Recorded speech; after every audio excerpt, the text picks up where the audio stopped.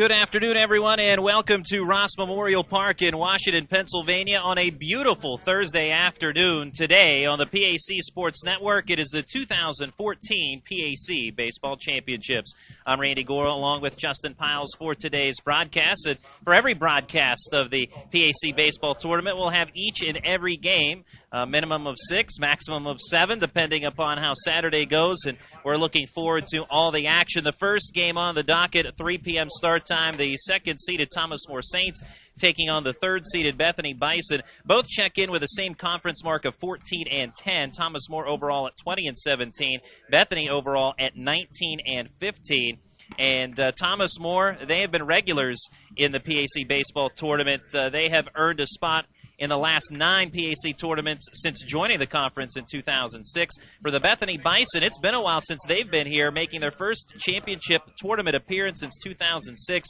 Their last title came back in 2000 under longtime head coach Rick Carver. Their group certainly happy to be here, but not content in being here, as neither team is, of course. But for the Bethany Bison, it's been a long road, but they are back here in the tournament. And that's kind of the theme of the day. Both games feature a team that is regular in the conference tournament, Thomas More in the opener, W&J later on, facing a team that has not been here for a while, Bethany in the opener, and Waynesburg in the nightcap. But for this game here with Bethany and Thomas More, you're looking at two teams with contrasting styles, contrasting strengths.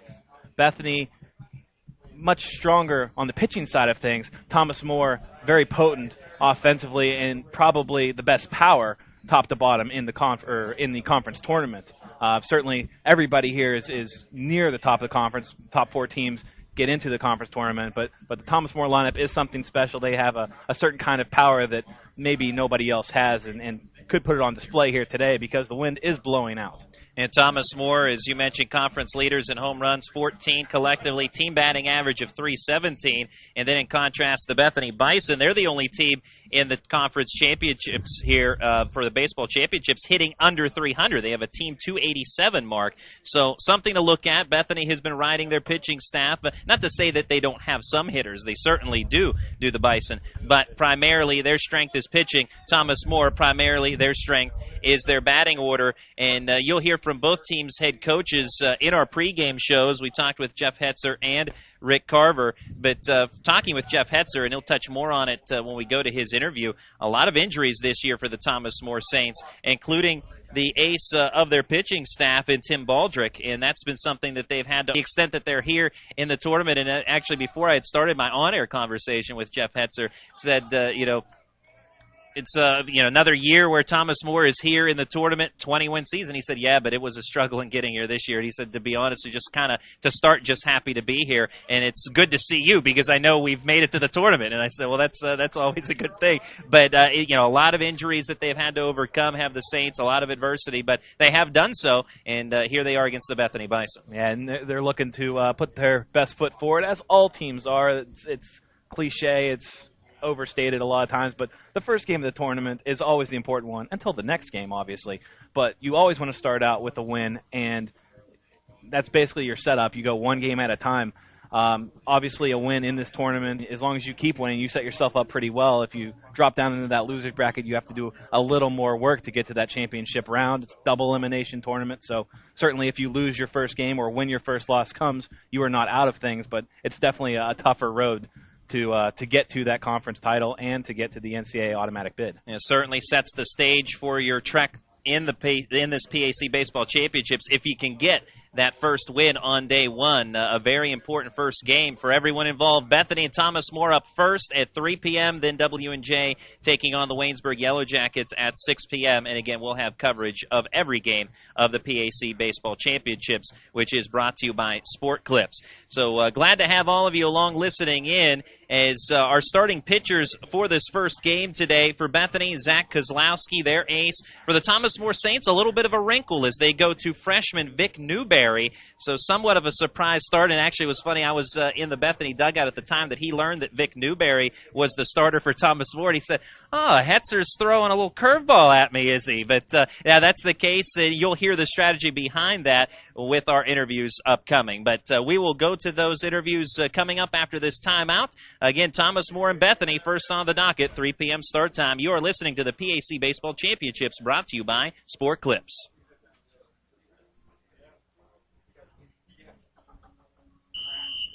We're here at Sport Clips, the new just-for-guys haircutting place, to see what the buzz is about. How was it? Nice cut, nice price, professional stylist. Doesn't get any better than this. There's sports on TV at every chair. I got an awesome haircut, steam towel treatment, neck and shoulder massage. I went all the way! What are you waiting for? Sport Clips is now in your neighborhood. At Sport Clips, guys win. With 2 locations in Washington County, at the McMurray Shops in Peters Township and at Trinity Point in Washington.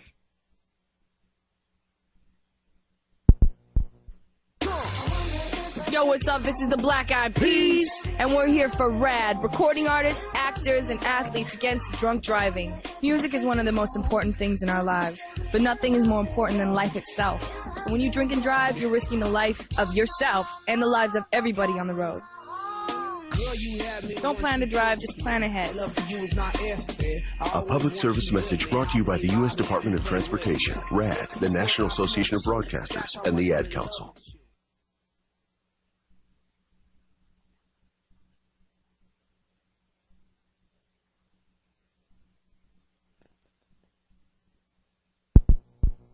In the pregame show before today's tournament opener, we chat now with Bethany head coach Rick Carver. Coach, the Bison are back in the PAC tournament for the first time since 2006.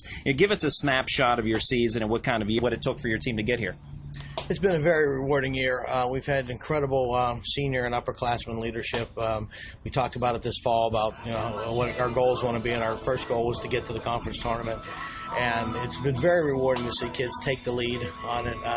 As much as people may think, there's only so much a coach can do. And, I said, you guys have to have that peer leadership and that will to do it. We've had a lot of walk-off wins, comeback wins, and that's a testament to basically the senior leadership. And we named a leadership council, much like what the Pirates did, one from every position. And those guys have really taken the bull by the horns. And our practices our last 2 days, I couldn't have asked for anything more. So it's a tribute to, like I said, the peer leadership. In the late 90s and early 2000s, Bethany and Waynesburg dominated the field in PAC baseball, and both returned to the tournament after long droughts. In a way, does it seem only to make sense to be back here with the Yellow Jackets also competing in the same tournament? It really does. I know Mike Humiston is a very competitive guy, and, we both programs maybe slipped a little bit when we went to 9 teams. The 9-team league's obviously a lot harder to win than a 5 or a 7-team league. But yeah, it took us a while to get back here, but the point is we're happy to be back. So, and if Waynesburg's in, I really don't care who the other 3 teams are as long as we're one of the 4. As a longtime head coach of the Bethany Bison, you earned your 400th win this year in a 12-11 victory in extra innings against the Teal Tomcats. To get your 400th win is one thing, but to do it in an exciting contest like that, did that make it mean a little bit more for you? It meant a lot to me because of the way the comeback did, because it shows the players' will, and I've always told them that the only thing I'll ever ask out of them is the very, very best, and and a never say die attitude. And the one thing that makes baseball special compared to all the other sports is there's no clock, and you have to put the other team away and everything like that. And whenever you get to these century win marks, first of all, it means you're old, and second, you reflect back on how blessed you are to have had great assistant coaches and great players all throughout my career, and these by the way they came back, you always remember that century number win. But then I'm going to think back at the game and think of the kids' faces and the effort, and we had a kid that came to third base when we were down 10-6 and said, we're winning this game. That's the thing that you remember. It makes you want to keep on going, for 400 more. But that's what makes it really special. Looking at some of your special players from this year, junior Zach Edmiston has been a good table setter in the leadoff spot and a reliable pitcher as well. Record 2.73 ERA. How instrumental has he been to Bethany's success, whether it be as a hitter or pitcher? Well, physically, yes, as a hitter and a pitcher, I'm a leadoff hitter, catalyst. Pitching, he gave us a lift when we needed to because we lost a pitcher earlier in the year to Tommy John surgery, so he had to fill a role. But Zach's value to the team is he's a great leader. I truly envy the organization that hires him. He wants to be a teacher. And if there's any school systems out there listening, you better hire this guy because he's just off the charts, and that's where his true value is. And they may not be measurable in terms of statistics, but I mentioned we wouldn't be here without Zach Edmiston, and you could take out the hitting, you could take out the pitching, but it's what he character and how he makes other people better that is his true value. making a big splash this season are freshmen Chris Cagle and Zach Miller. With such a large roster, what did you see in them that earned them playing time so early in their careers, and how have they held their own in their first year of collegiate baseball? Well, with Zach Miller, we knew he was a very talented shortstop coming in, but we felt we had a guy as a senior in Jules Lito that was going to nail that spot down. And I asked him in the fall, I said, look, you're one of our best 9 players, and we're a little bit weak at third base. How about giving that a shot? And he said, I just want to play, Coach. I'll do whatever it takes to make a team win. So, again, it's that team attitude, and that's the whole thing. That a lucky surprise for us, to be honest with it. We had a friend of his on the team, and things didn't work out for him at Akron, and he said, do you have an opening? And I said, well, we'll take you, and we'll give you a shot. And we saw some video of him, and we thought, well, yeah, we can use this kid. And then when he came in, I said, well, you're a freshman, we have a senior penciled in to start, but get a fair chance to do it. And from day one, he's just made his mind up that he was going to be our first baseman. And his value is you have a nice bat in the lineup, lefty stick, that can hurt you in a number of different ways. He's very clutch, RBIs. He had a little bit of pop given the new bats, but both of them have just been nice to have. And on the mound, staff ace Zach Kozlowski, 5-3 record, sub-4 ERA. I assume we'll see him in Game 1 today. What can we expect out of him? You assume correctly. Zach's very motivated. He just passed his senior comprehensive exam, so this is the only thing left in his college career. I expect you'll see him compete. Pretty good fastball, good breaking pitches. He lost 4-3 to Thomas More last weekend over there, but elevated, and I expect you'll see a very competitive game. In the series last weekend against Thomas More, having just seen them, what might be the best way to pitch to their Saints lineup, because I know they have a pretty good one? I tell you, we've been agonizing over that since we saw them last Saturday. They are very, very good, and Jeff Hetzer's a phenomenal coach, and there's not too many weaknesses. They're praying, and maybe we get the leadoff guy out, which is one thing we didn't do very well last weekend. We need to take care of the ball a little bit better in the field, but I mean, honestly, if we can keep them under 5 runs, that's going to be huge. They are a very, very gifted team, and top 1 through 9 in their lineup we got a lot of respect for them. Let's put it that way. It's Bethany head coach Rick Carver. Thanks for your time. Good luck to your team in this tournament. Thank you very much. My pleasure. You're listening to the PAC Base, brought to you by Sport Clips.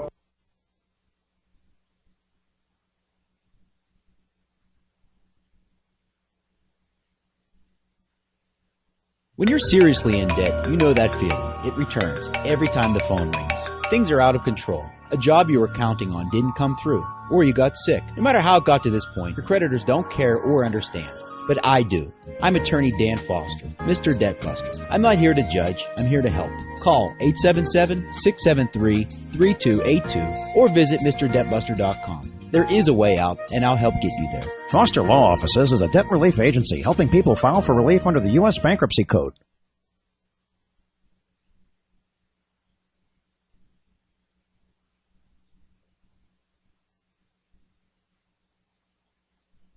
As we approach the opening pitch of the PAC Baseball Championship, Coach Jeff Hetzer, Coach, the Saints are in the tournament for the 9th straight year and have won 5 of their last 7 games entering today's action. You feel like the team might be hitting their stride at the right time? You always hope so as a coach, but we've played pretty well lately. The hitting is starting to come around. We've been hitting with guys in scoring position, so that helps. The system, I think we played a little tight.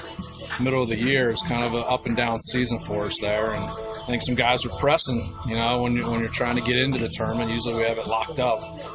So I think now we're just kind of relaxed, and now that we're here, hopefully we can continue it.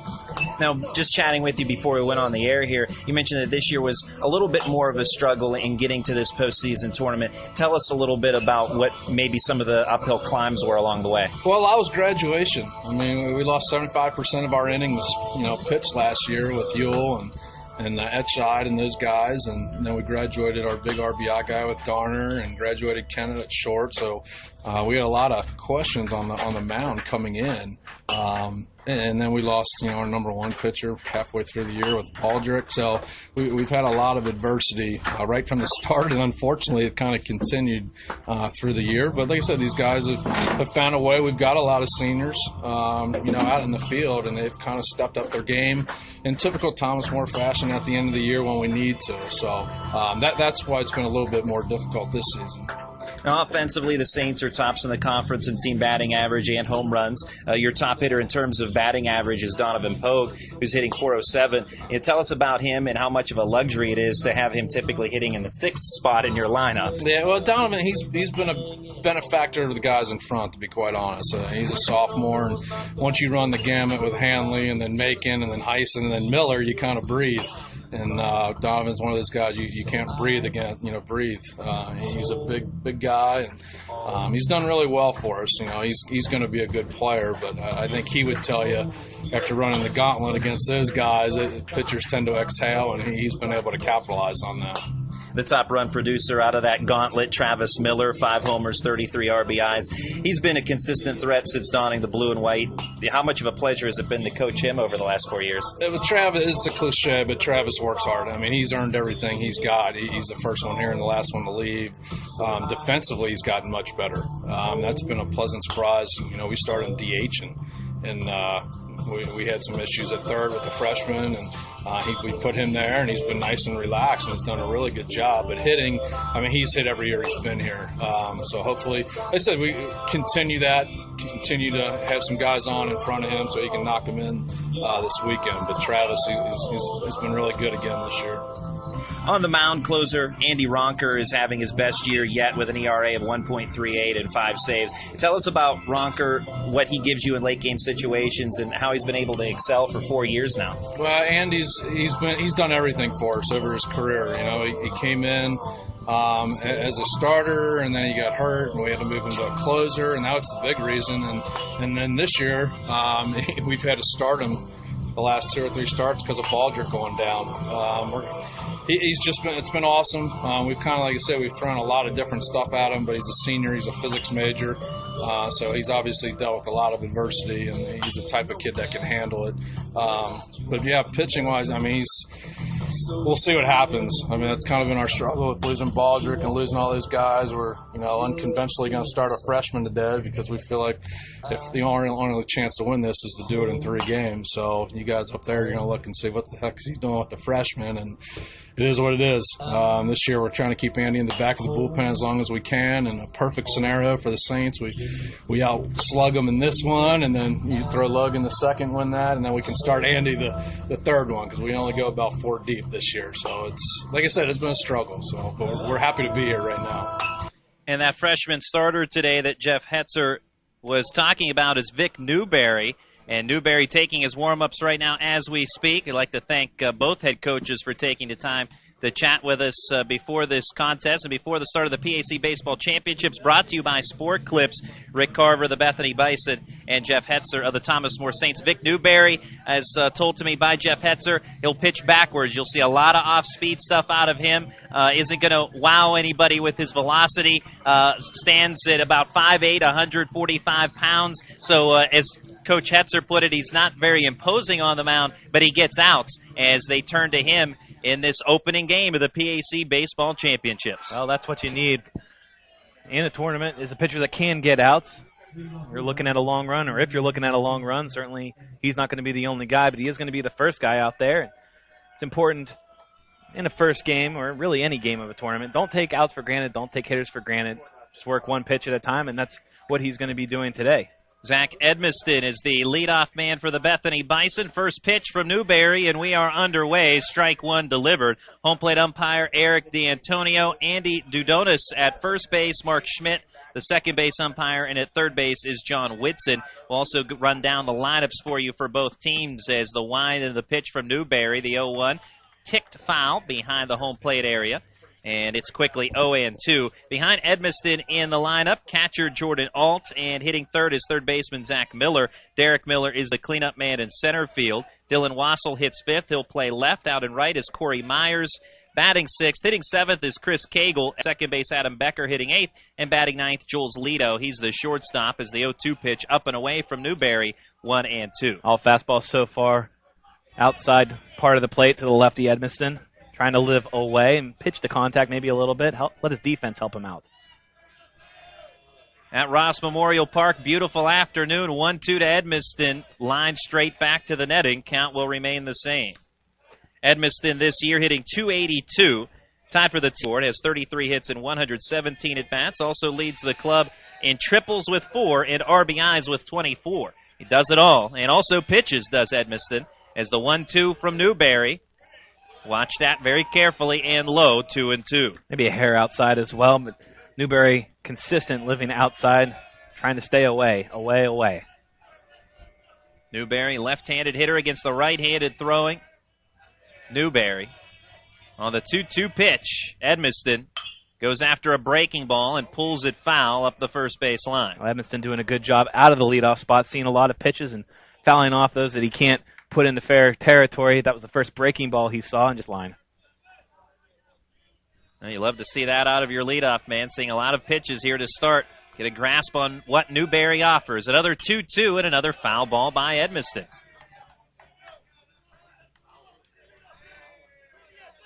Bethany Bison entering this tournament with a 19-15 record. The Thomas More Saints at 20-17. These teams hooked up over the last weekend with Thomas More taking 2 out of 3 in Crestview Hills, Kentucky.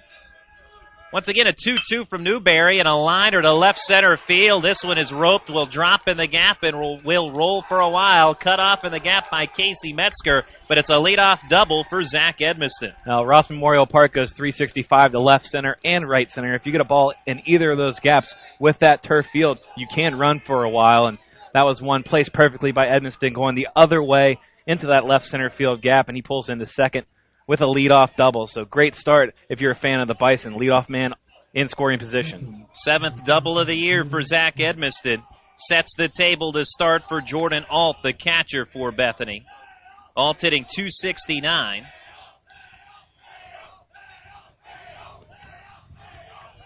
No homers and 14 RBIs for Alt. Takes a fastball for a strike at the knees on the inner portion of the plate. And quickly 0-1 on Alt as he checks signs from head coach Rick Carver in his 24th year with the Bethany Bison. Earned his 400th victory earlier this year in an extra innings win over the Teal Tomcats. 0-1, breaking ball in the zone for a strike as Alt was showing bunt but pulled back on the offering, now in an 0-2 hole. Alt asking home plate umpire Eric D'Antonio where that pitch was. It's in the strike zone. In the upper part of the zone, says D'Antonio. Runner at second, nobody out.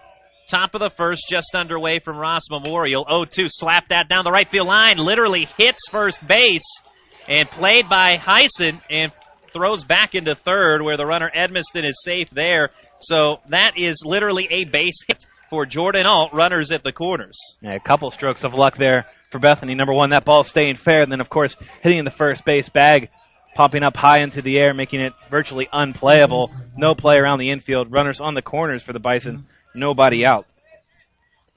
And now it's Zach Miller who checks the signs with Coach Carver. Miller hitting at a .324 clip. Team leader in home runs with a pair, has 19 RBIs. Miller, a freshman, one of a couple of freshman phenoms who have been fantastic this year for the Bison. From the stretch, the pitch from Newberry. Good breaking ball for a strike. Miller not looking for that off-speed pitch, at least not on the first delivery. Couple of hits to start, a double by Edmiston, a single by Alt off the first base bag. First baseman Heisen holding the runner on over there. 0-1 pitch from Newberry, low and away, 1-1. Well, he's doing a good job of getting ahead of hitters. Throwing strike one, but unable to get any out so far. Now he's getting into the dangerous part of the Bethany order. Coach Hetzer talked about it with you. This game could be a slugfest, and we're already looking at potential runs here with runner on third. Newberry takes a look around from the stretch and brings the 1-1. High fly ball to center. Casey Metzger starts back, now comes in, makes the catch. Tagging from third is Edmiston, and he will score. Bethany with a 1-0 lead. Sacrifice fly RBI for Zach Miller, his 20th RBI of the year. And no chance to get Edmiston at home plate. That ball came into second base, and Alt forced to stay at first. So, although you don't like the run scoring, at least it was not a base hit. Thomas More able to get it out and keep the runner at first base. So Miller gets the job done and driving in a run. If you're Newberry, you take the out and try and settle down this frame as he faces Derek Miller, right-handed hitting batter for the Bethany Bison. Breaking ball, bunt attempt, bouncing foul behind home plate. Team batting average for Bethany at .287, which is the lowest of the 4 competitors in this PAC Baseball Championships, and the only team hitting under .300. But they're off to a 1-0 lead to start against Vic Newberry, the freshman right-hander. As we mentioned, the pitch backwards will start you with a lot of breaking stuff. 0-1, and this one jams Derek Miller. Popped up on the infield, foul territory. Third baseman Travis Miller makes the catch, 2 down. Well, nice bounce back after the first 2 batters reached by way of base hit. Fly ball to center, pop up to third, and one more out away from the Saints having their first plate appearances today. Now it's Dylan Wassel. Wassel, the team leader in doubles with 15. That's the second most of the conference, hitting at a .340 clip, 36 hits and 106 at-bats. With a runner at first and 2 outs, 1-0 Bethany. Newberry deals low and in, ball 1. You're talking about Newberry mentioning that he pitches backwards. Basically what that means is when you expect a fastball, it's the opposite, and when you expect a breaking ball, it's the opposite. Yeah, a lot of pitchers like to establish the strike zone early with their fastball, but he likes to keep hitters off balance, and done a nice job of it so far. No one really squared up too much other than the pitch that Edmonston had to go the other way with, but everything else, lazy fly balls, pop-ups, and the one ground ball that was unfortunate off the first base bag. 1-0 was waved at and missed by Dylan Wassel. Now a 1-1 count. Newberry at the belt, peeks over his left shoulder at the base runner. Alt at first, the 1-1. And a foul ball around home plate. Runs the count to 1-2 on Wassel. Good breaking ball there, and it dives, it drops, but also dives into these left-handed hitters and really keeps them off balance, unable to square it up, catching it off the handle of the bat, and that one was fouled back. 1-0 Bethany, top of the first, 2 outs, and Alt at first base. The 1-2 to Dylan Wassel. Chopper first base side is foul. Craig Heisen playing that with the bare hand over at the first base bag area. Give you the defensive alignment for Thomas More. Brad Popham, the catcher. Heisen, as we mentioned, at first. Jason Handley at second. Tyler Graber at short. Travis Miller at third. The outfield from left to right is Nick Connor, Casey Metzger, and Cody Macon. Newberry trying to limit the Bison to 1 run here. The pause and the 1-2 pitch. Fly ball down the left field line. This is slicing foul. And drops in play, but well out of the reach of Nick Connor. Count will stay 1-2.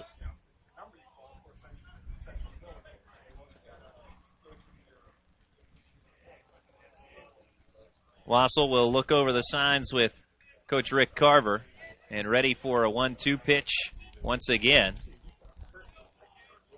Modest lead for Alt at first base as the 1-2 plunks Wassel on the back. So 2 on now for the Bethany Bison as that offering gets away from Newberry, and the inning continues on for Bethany. Yeah, 2-strike hit batter. That'll push Alt to second base. Another runner in scoring position.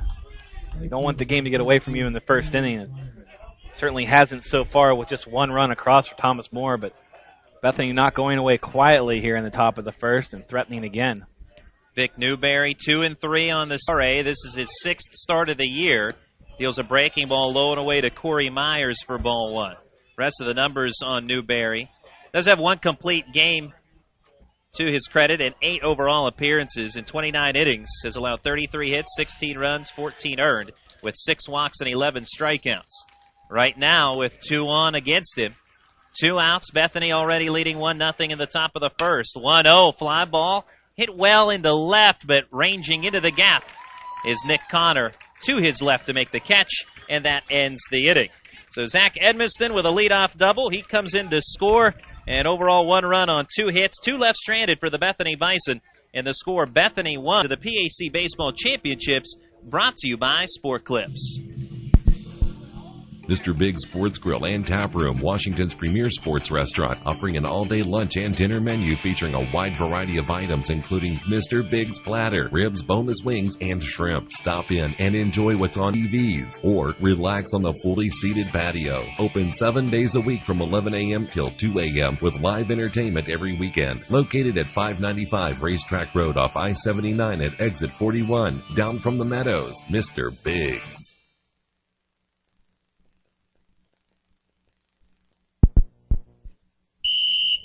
We're here at Sport Clips, the new just-for-guys haircutting place, to see what the buzz is about. How was it? Nice cut, nice price, professional stylist. Doesn't get any better than this. There's sports on TV at every chair. I got an awesome haircut, steam towel treatment, neck and shoulder massage. I went all the way! What are you waiting for? Sport Clips is now in your neighborhood. At Sport Clips, guys win.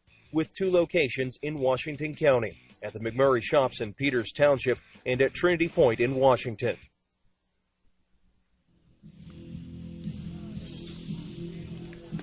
Welcome back to Ross Memorial Park in Washington, Pennsylvania. The Bethany Bison with a 1-0 lead. Thomas More will bat for the first time today as they'll face Bethany starting pitcher Zach Kozlowski. Kozlowski has made 9 appearances this season. He's 5-3 with a 3.99 ERA.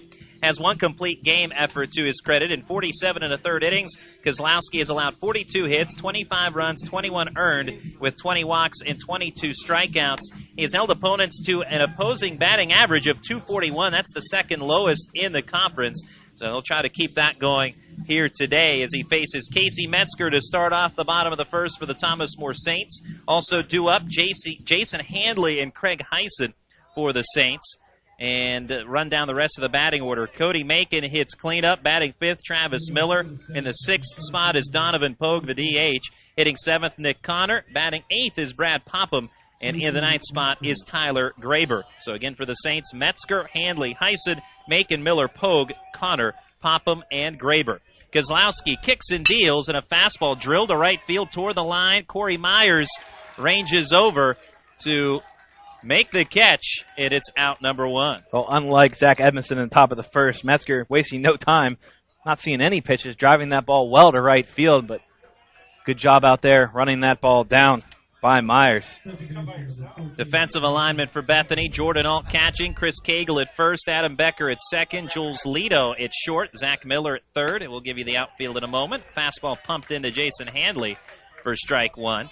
Outfielders from left to right, Dylan Wassel, Derek Miller, and Corey Myers. Myers you have already met by way of the first out. Wide to the 0-1, fastball, liner off the ranging glove of the shortstop Lito. Keeps it near him, but it's an infield single for Jason Handley. Boy, Lito almost made a fantastic grab on that liner, but kicked into and out of his glove. It's an infield base. Right, would have been a tremendous catch had he hauled it in, but base hit all the way. Otherwise, Handley aboard for the first base runner for the Saints today.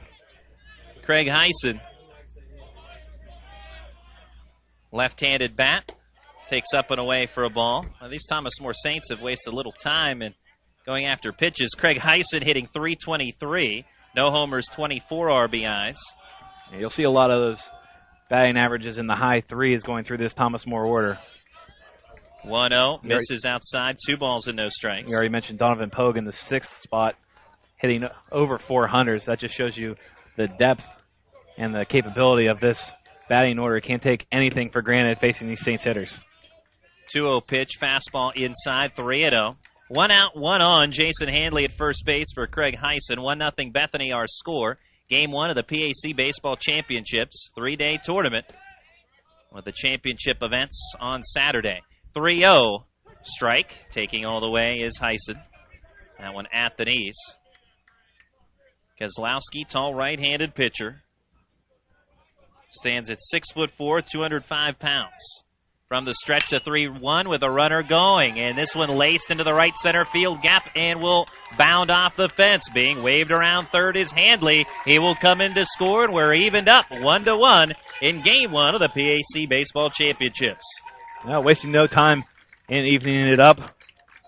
Only 7 pitches into the inning. Base hit by Handley.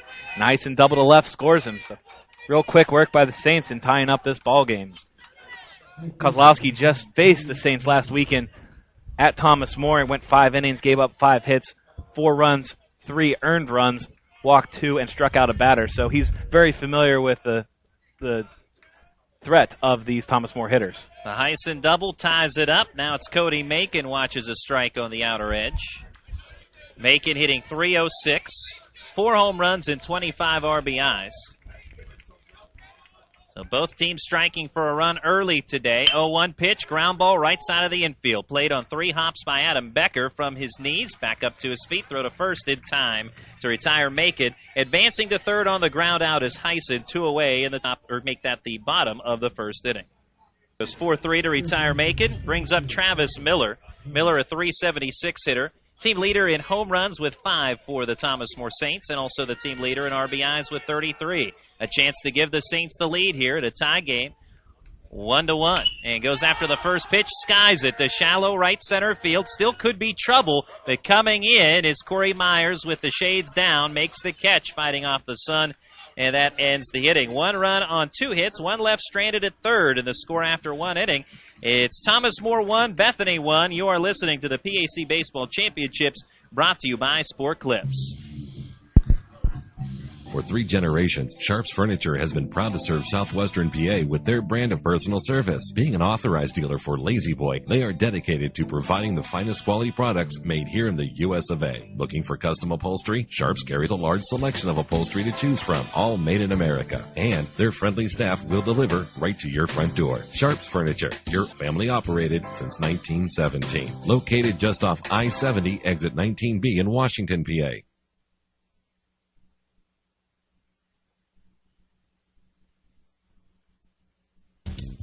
When you are in need of fast, affordable, and professional voiceovers, contact TimeAd Productions. TimeAd Productions offers voice services for business presentations, documentary narrations, radio, television, imaging, and commercials, movie trailers, corporate phone systems, websites, audiobooks, and more. Visit or contact us online at www.timeadproductions.com.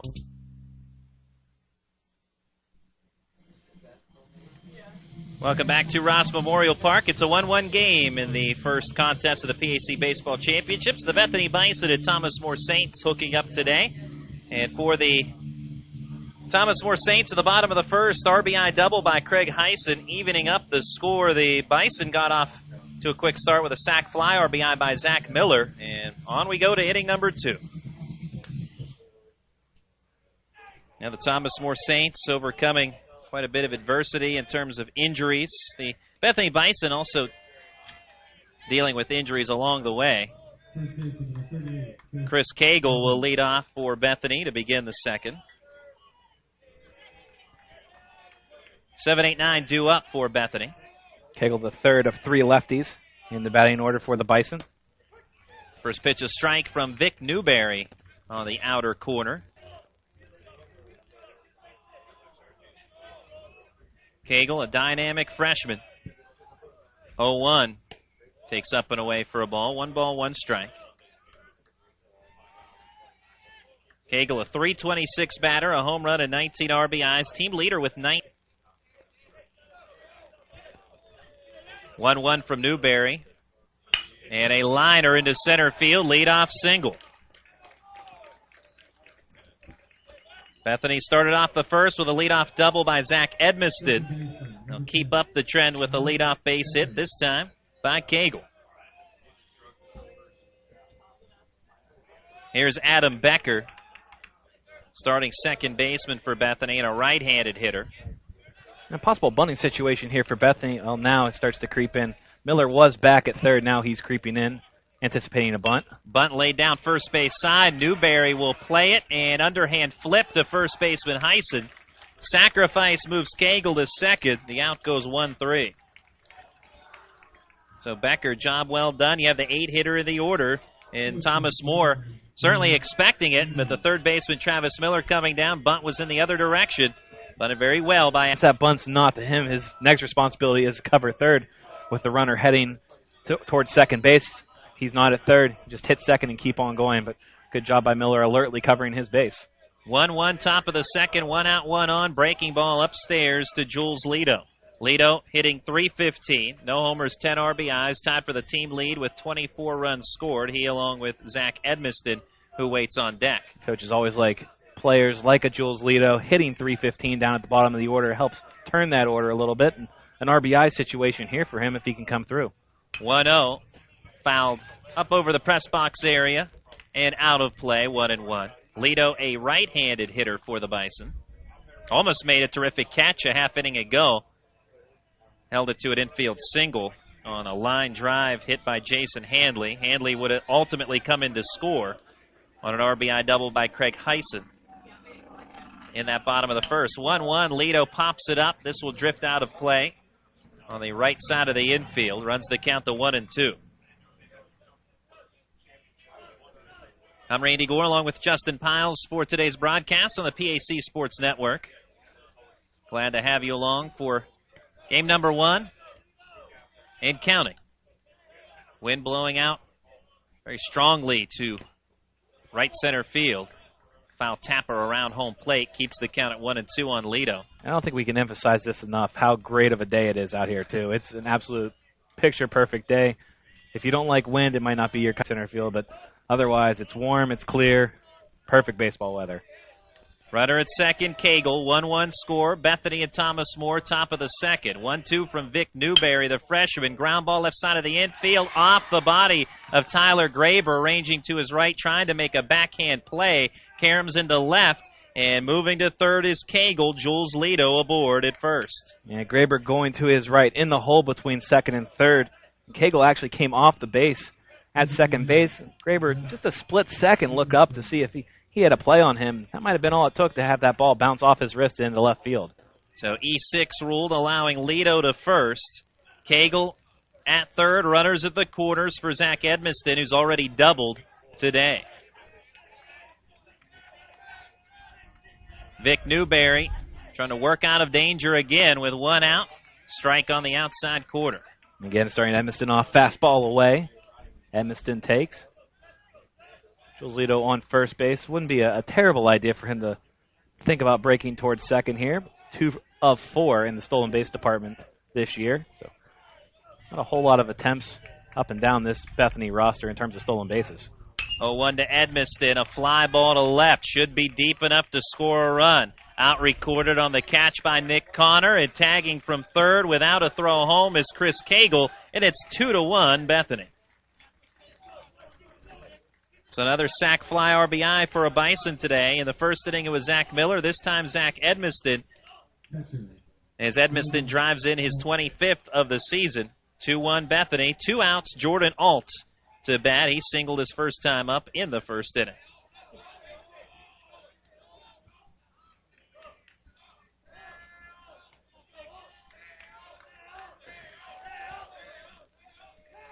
Newberry brings the pitch, runner off. And the throw into second base. They get the runner. As Jules Lito thrown out at second. Tag put on by Jason Handley. And that ends the frame. 1 run on 1 hit and error. Nobody left on for Bethany. Score after 1.5. It's Bethany 2, Thomas More 1. You are listening to the PAC Baseball Championships, brought to you by Sport Clips. Disability affects the lives of over 29,000 people in Fayette, Washington, and Greene counties. Tri-County Patriots for Independent Living are people with and without disabilities working to meet those needs in the community. The success of Triple comes from the commitment of a dedicated board of directors, its members, and volunteers. To continue to improve services, Triple is renovating the historical YWCA building located at 42 West Maiden Street in Wash Cafe, increased veteran services, and transportation and wellness to provide skills to help with independent living. Your help and feedback are appreciated, and if you seek assistance, we're here to help. Call us at 1-877-889-0965. That number, 877-889-0965. Or visit us online at triple.com and on Facebook.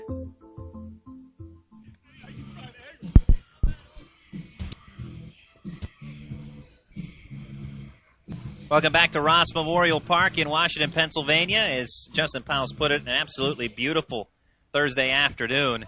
Especially for us folks in Western Pennsylvania, for maybe the Thomas More contingent listening in, it's been a pretty brutal spring. A lot of rain, and this is what it's like in heaven, I think. Yeah, the last 2 or 3 days have been absolutely spectacular, and today is no exception to that trend. It's perfect baseball weather, and hopefully we see this the entire way of this tournament. Kozlowski deals ball 1 to Donovan Pogue to begin the bottom of the second inning. Bethany lead 2-1, and a chopper third base side, backhanded on a couple of hops by Zach Miller. Throw across the diamond in time to get Pogue. One away in the bottom of the second inning. Sac fly RBI for Bethany in the top of the second. That recorded by Zach Edmiston, giving the Bison the lead back.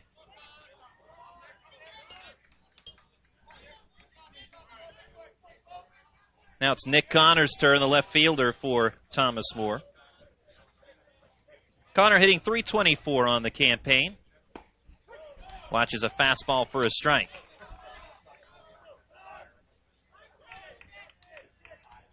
Connor, no homers, 9 RBIs, left-handed hitter. On the 0-1, accepts away. 1 ball and 1 strike. Kozlowski aiming for the outside edge on his first 2 pitches. Getting the edge on the first, not on the second. Wide of the 1-1. Low and in toward the feet of Connor. 2 balls and a strike. Good pickup by Alt. Just a little scoop off that short hop, ball in the dirt. Wide of the 2-1. Fouled straight back by Connor. Runs the count even. 2 balls, 2 strikes. 2-1, Bethany leading Thomas More in the bottom of the second. Pogue grounding out to start the frame. Kozlowski, the staff ace for the Bethany Bison, shakes off one sign. Deals the 2-2. It's outside, something off speed there. 3-2. The count is full. Kozlowski is a junior. Was 3-5 last season with a 3.70 ERA. Payoff pitch is outside, ball 4. So Nick Connor works the walk. And 1 on with 1 out. You know, one thing you can say about the Thomas More hitters, at least the first time through the order, is that they've been very selective, but they've been very aggressive. Not a whole lot of strikes have gone by, but without them swinging, but we haven't seen them really chase a whole lot either. And the ball's in the zone. They're ready to pounce. From the stretch now, Kozlowski brings a fastball, but a balk call. Balk is the call, moving Nick Connor to second.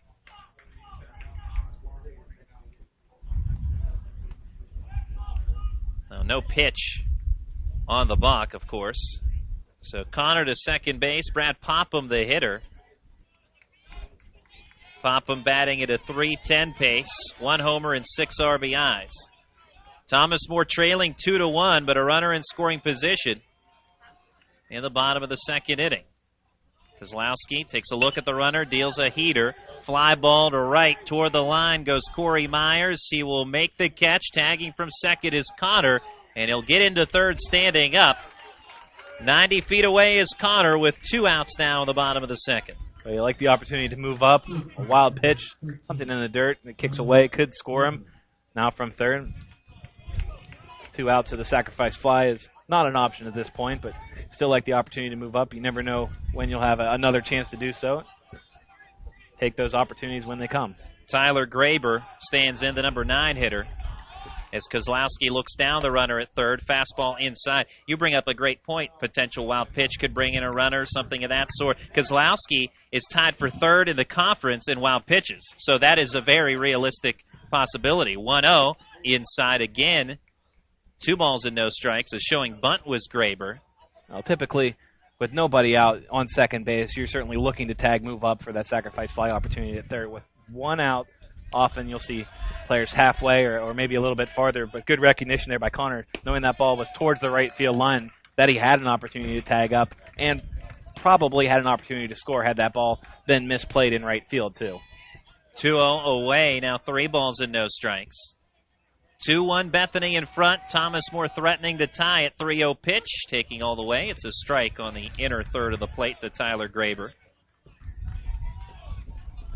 And the box sets that up as well on that fly ball that advanced the runner. Connor to third. 3-1. Inside corner again. Full count. Kozlowski bouncing back from 3-0 to 3-2.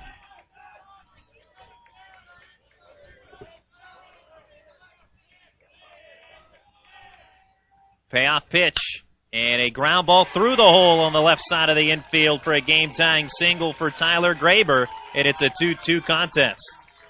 Well, the trend continues. We've had 1 run scored in each half inning.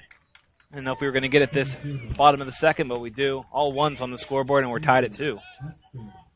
So the number 9 hitter, Tyler Graber, evens things up. Graber with his 17th RBI of the year. And Graber, much like Jules Leto, guy hitting over 300 in the 9th spot of the batting order. So you love that if you're either coach here today. Graber comes through, and now it's Casey Metzger. Metzger was first pitch swinging his last time up and lined out to right. This time watches a pitch for a strike, change up on the inner third. 2-2 our score, bottom of the second. Graber at first base, inching out his lead, stepping over. Just one stolen base this year in 4 attempts, but Leto on the other side, he took off for second base with minimal steal attempts this year. So certainly a situation that calls for it. 0-1, watch for a strike. Now 0-2 the count on Metzger. Right-handed batting center fielder for the Saints.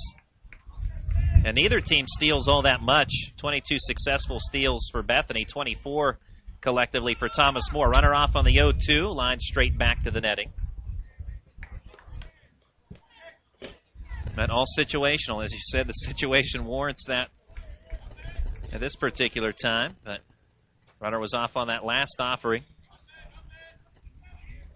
See what happens here on another 0-2. Kozlowski set with the signs from catcher Jordan Alt. Breaking ball, ground ball to second, gobbled up by Adam Becker. He'll throw to first, and that ends the inning. Thomas More, though, has evened the score. 1 run on 1 hit, a walk, and 1 left stranded. After 2 innings, it's Bethany 2, Thomas More 2. You're listening to the PAC Baseball Championships, brought to you by Sport Clips.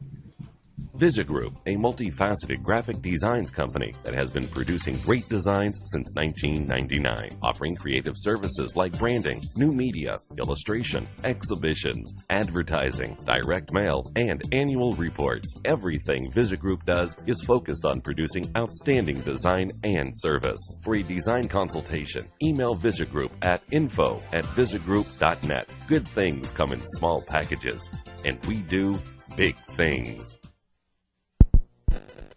In the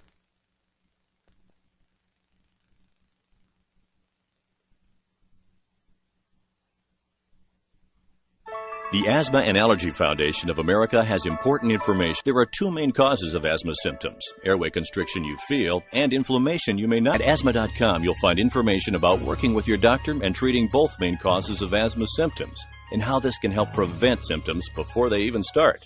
This message brought to you by AAFA with funding and editorial support by GlaxoSmithKline. For more information, go to asthma.com.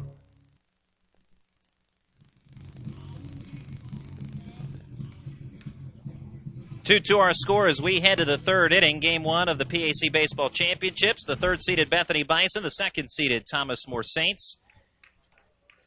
1 run in the first 2 frames for both teams. And in the 3rd inning, it's Jordan Alt to lead off. He singled in the 1st inning, was actually at the plate when the 2nd came to a conclusion, caught stealing. So he'll bat to start the 3rd. Wide of the offering from freshman starter Vic Newberry, fastball up high, ball 1. Now, if you're just joining us, Vic Newberry getting the nod today for the Thomas More Saints. A little bit of a curveball from head coach Jeff Hetzer, but wants to try and save his closer to be as a closer, at least through the first couple of games. Breaking ball outside, 2-0. Wants to keep him in that closer's role. That being Andy Ronker, who's 4-1 with 5 saves this year. He has made a couple of starts.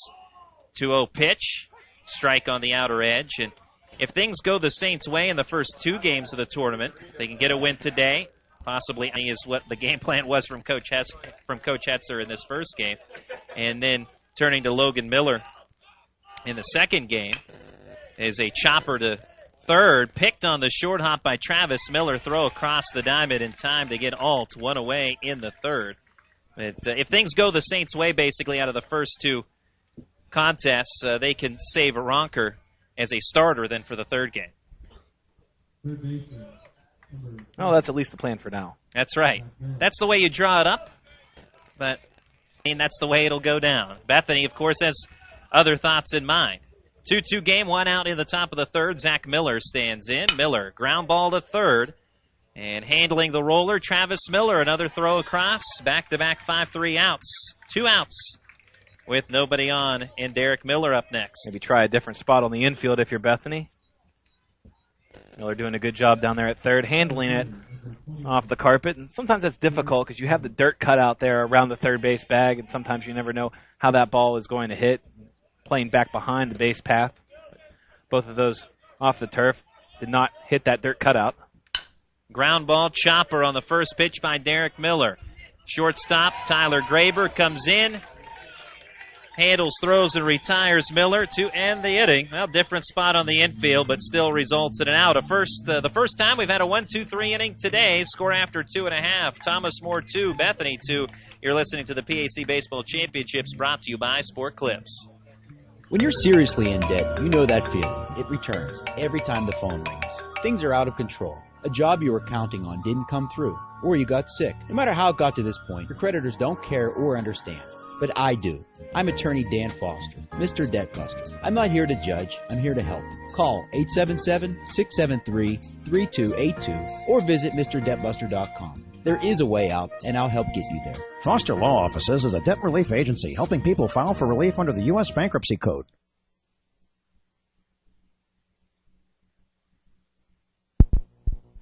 Mr. Big's Sports Grill and Tap Room, Washington's premier sports restaurant, offering an all-day lunch and dinner menu featuring a wide variety of items, including Mr. Big's Platter, ribs, boneless wings, and shrimp. Stop in and enjoy what's on any of their 25 HD TVs, or relax on the fully seated patio. Open 7 days a week from 11 a.m. till 2 a.m. with live entertainment every weekend. Located at 595 Racetrack Road off I-79 at exit 41, down from the Meadows. Mr. Big's. Glad you can be with us today on the PAC Sports Network. 2-2 our score is we move to the bottom of the third inning. Thomas More, the homestanding team here at Ross Memorial Park for the first game. Jason Handley starts things off in the third, and Handley takes inside for ball one from Zach Kozlowski. Handley singled and scored in the first inning. We had our first 1-2-3 frame in the top half of the third, 1-0. Inside from Kozlowski, 2-0. RBI double by Craig Heisen. RBI single by Tyler Graber for Thomas More. 2-0 pitch. Fastball up and in at the letters. 3 balls and no strikes. For Bethany, sac fly RBIs for Zach Miller and Zach Edmiston.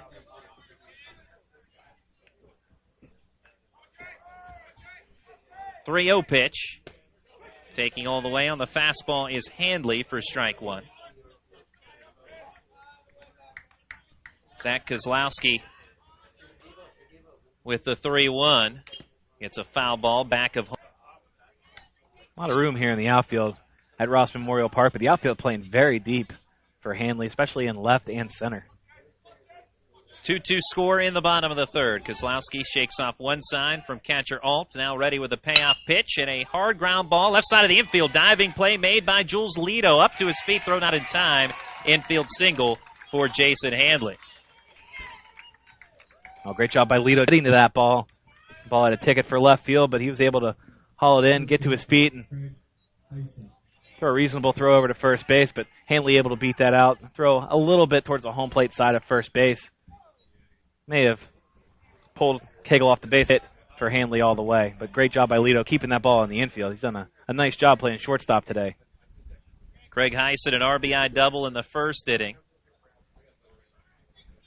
As he steps out of the batter's box for a moment. Back to that last play. As you said, Handley had that one beaten out. No doubt about that for the infield single, despite the fact that the throw was just slightly off the mark, pulling Cagle off. But top shelf effort by Jules Lido.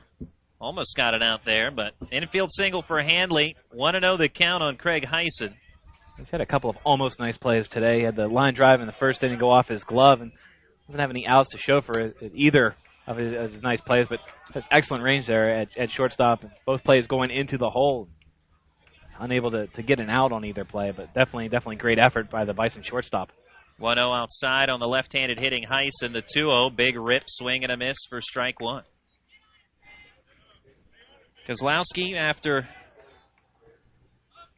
he was redshirted his 2012 season, rebounding last year with a 3.70 ERA, having a fantastic year this year as well, sub 1.94 ERA. Fastball outside. 3-1 now on Heisen. Product out of Baldwin High School. Was an all-state selection, was Kozlowski, his senior year as a Highlander. Just had to change colors. Didn't have to change the hat at all. Baldwin with the B. Bethany with the B.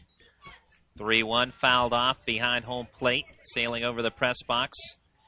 Full count 3-2 on Heisen.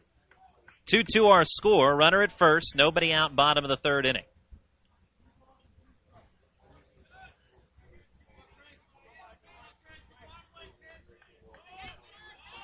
Outside for a ball 4, so that'll push Handley to second base. 2 on with nobody out now for Thomas Moore. Now you're getting into the meat of the order for Thomas Moore. Cleanup hitter Cody Macon about to step in.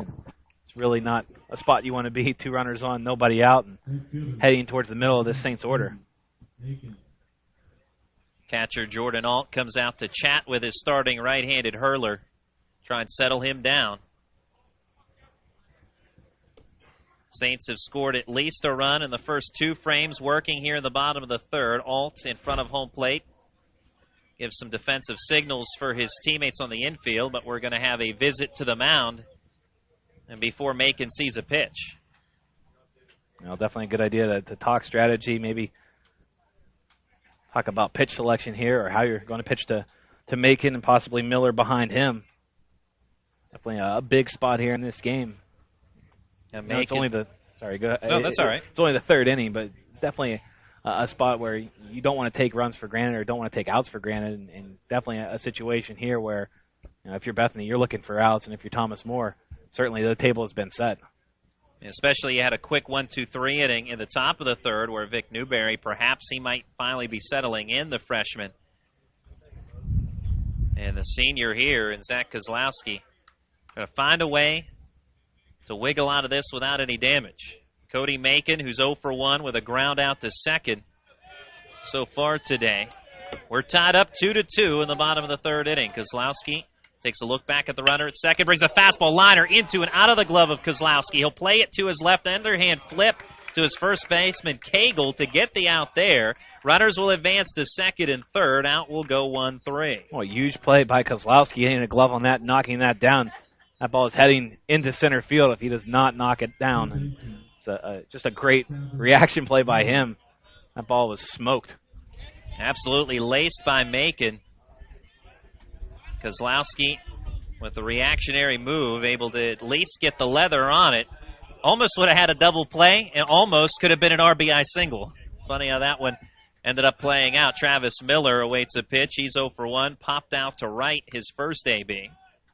It definitely changes the dynamic of the inning either way. If he holds on to that, he very well could double off one of the runners. If that ball hits his glove and sits around his feet, he may have a forced play at second or third. Breaking ball, ground ball pulled fair up the third base line. Handley will score. Heisen being waved around. He will score. 4-2 Thomas Moore on the 2-run double by Travis Miller. Fair inside the third base bag, going down into the left field corner. Both runners scoring easily, and Thomas Moore leading for the first time today. Courtesy of Travis Miller.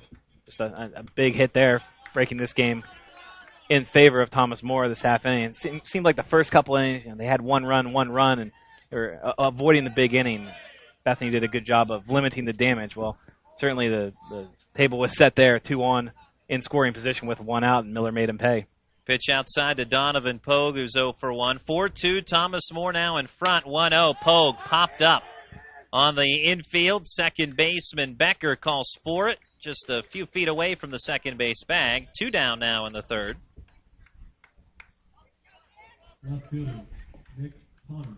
Sends up Nick Connor, who walked and scored in the second inning. Travis Miller, the team leader in RBIs with a big 2-run double.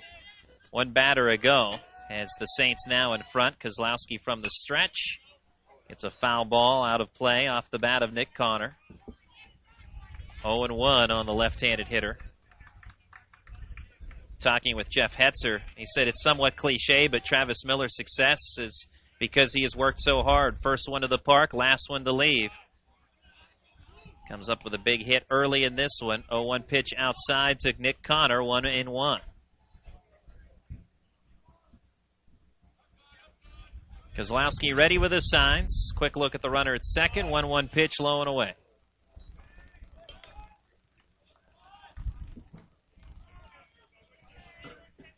Game 2 of the day, 6 p.m. start time. The top-seeded W&J Presidents hosting the Waynesburg University Yellow Jackets. 2-1. Fastball a bit upstairs, 3-1 now on Nick Connor. Score here in Game 1, it's 4-2 Thomas More with the Saints still working in their half of the third.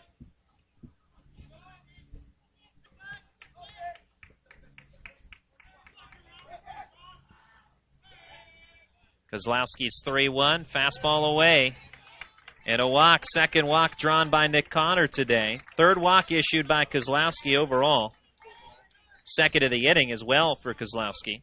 And now it's Brad Popham.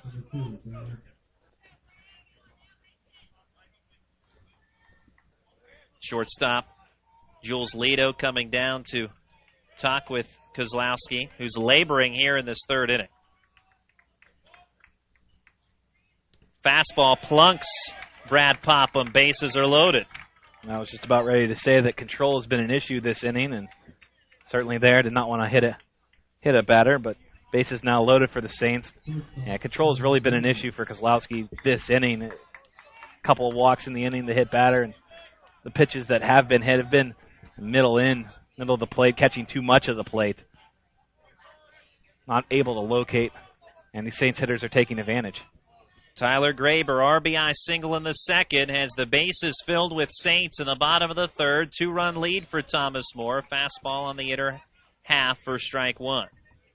Kozlowski has had lapses where he's battled wildness this season. We mentioned tied for third of the conference in wild pitches. Also tied for third of the conference in hit batsmen. 0-1 liner past the diving glove of Adam Becker and into right center field. One in to score. Here comes another. That's Nick Connor. Held at third is Popham. It's a 2-run single for Tyler Graber, and the Saints have blown it open to 6-2. Well, you have to love production out of the 9 spot, huh? Absolutely. 3 RBI day for Tyler Graber. Miller and Connor scoring on the 2-run base knock and a 4-run crooked number here in the third.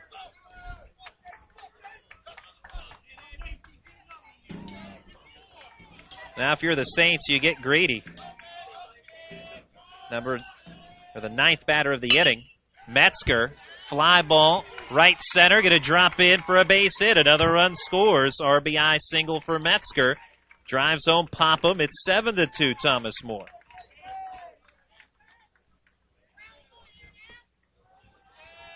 So the Saints have batted around as Jason Handley will bat for the second time in this third inning.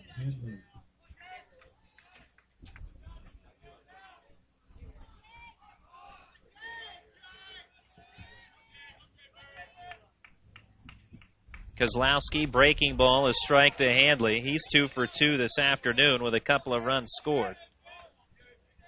7-2 Saints.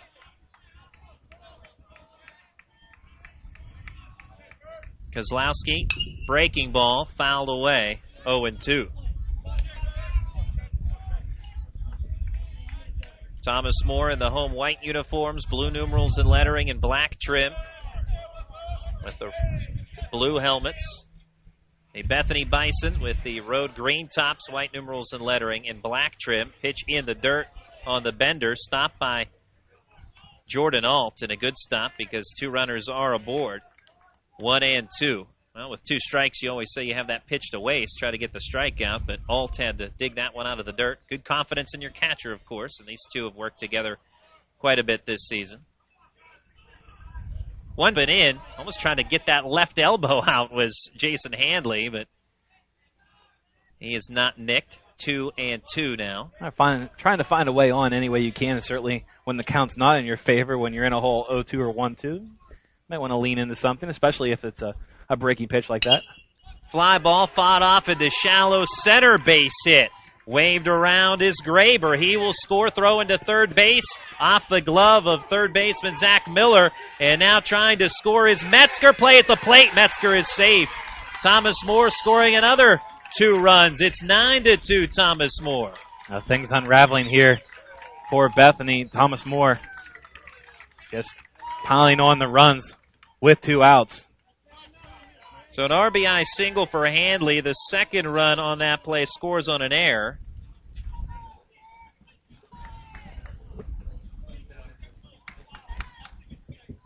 As the throw got away at third base and allowed Casey Metzger to come in to score.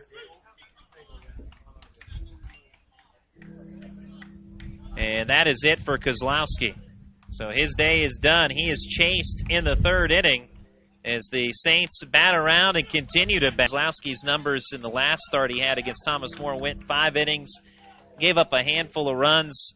Okay outing, but Thomas More would not allow him to not even match that. Yeah, last time out, 4 runs, 3 earned runs, and certainly looked like he was headed towards that type of outing again with 1 run in each of the first 2 innings. But just this third inning, the Saints' bat's absolutely exploding with 2 outs. The last 5 men have reached base, and just unbelievable effort by them.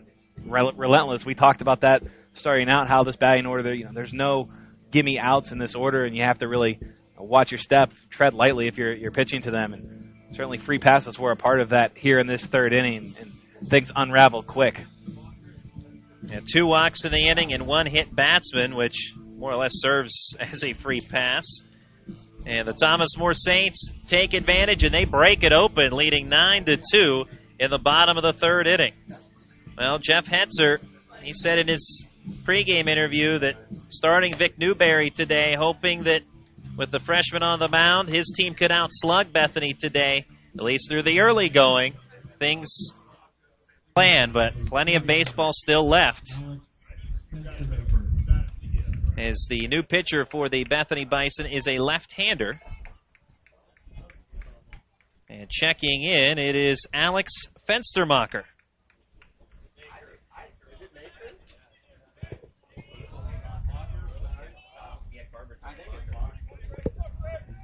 No relation to Kevin Fenstermacher, by the way. The spelling is different. Well, if it's German, that means he's a window maker. This is true. Pitch up Heisen, ball 1.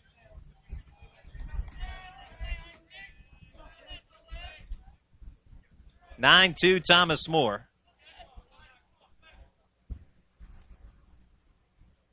1-0 Sky to center, ranging to his right, Derek Miller. Camps under it, makes the catch. And so 1 batter faced for Fenstermacher, and he gets the job done. But the damage is done for Thomas More. A 7-run inning as the Saints bat around. They leave 1 straight. Thomas More 9, Bethany 2. You're listening to the PAC Baseball Championships, brought to you by Sport Clips.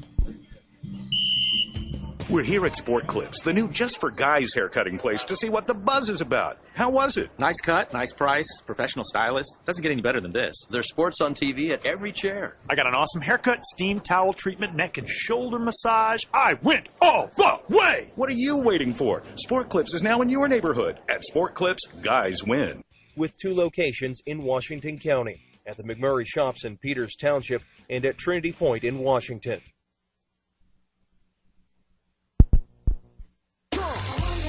Yo, what's up? This is the Black Eyed Peas, and we're here for RAD, recording artists, actors, and athletes against drunk driving. Music is one of the most important things in our lives, but nothing is more important than life itself. So when you drink and drive, you're risking the lives of everybody on the road. Don't plan to drive, just plan ahead. Up in Transportation, RAD, the National Association of Broadcasters, and the Ad Council.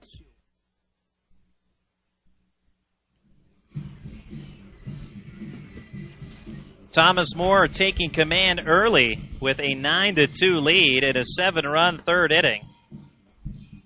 As the Saints chase Zach Kozlowski after 2 2/3, gives up 8 hits, 9 runs, 8 earned, no strikeouts, 3 walks, and 1 hit batsman. So wildness an issue. That helped set the table for the Saints in the third inning, and well, the Saints feasted.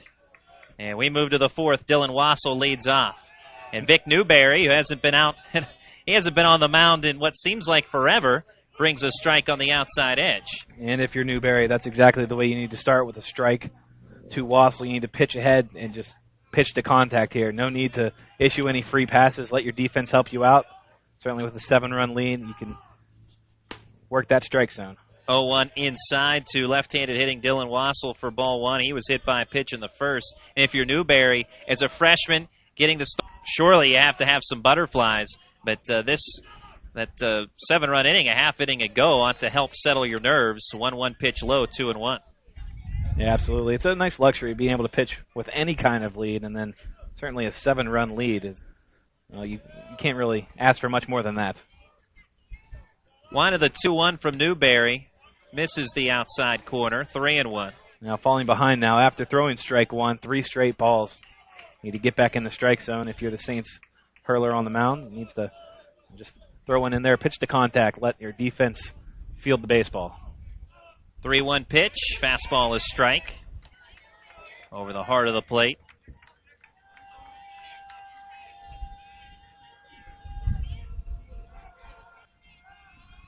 Newberry, deep breath. One of the payoff pitch and a liner into left center field for a base hit. Leadoff single for Wassel. Now going to try for 2 as the ball kicks away from center fielder Metzger, and he'll get there, sliding in. So a single and an E8 puts Wassel at second base to start the 4th. Oh, good alert base running by Wassel. Trailing by 7 runs, you don't want to take too many chances on the bases. Certainly more than one hit they will need to tie up the ball game, but being able to move up 90 feet there as the ball kicked away, certainly something Bethany can look to take advantage of, and they did right there. Runner in scoring position, nobody out for the Bison. Corey Myers lined out to left his first at-bat. Fastball jams the batter, does Newberry. Fields a slow roller, looks the runner back to second, Wassel, and delivers an accurate toss to first base. Out goes 1-3, 1 away in the inning. Excellent job coming down off the mound, not waiting for that ball to come to him, fielding it out in front of the mound, checking the runner at second base, and firing a strike to first. Sometimes it's so difficult for a pitcher just to make that throw to first base, used to throwing down off the mound, but did an excellent job there, firing a strike to first. Chris Cagle singled and scored in the second inning. 1 out, 1 on. In the top of the 4th, Saints leading 9-2 over the Bethany Bison. Kick of the pitch, low it in toward the feet of left-handed hitting Cagle for a ball.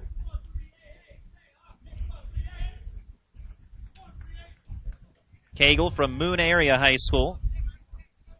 Left Moon is the top hitter all time in terms of batting average, hitting over 480.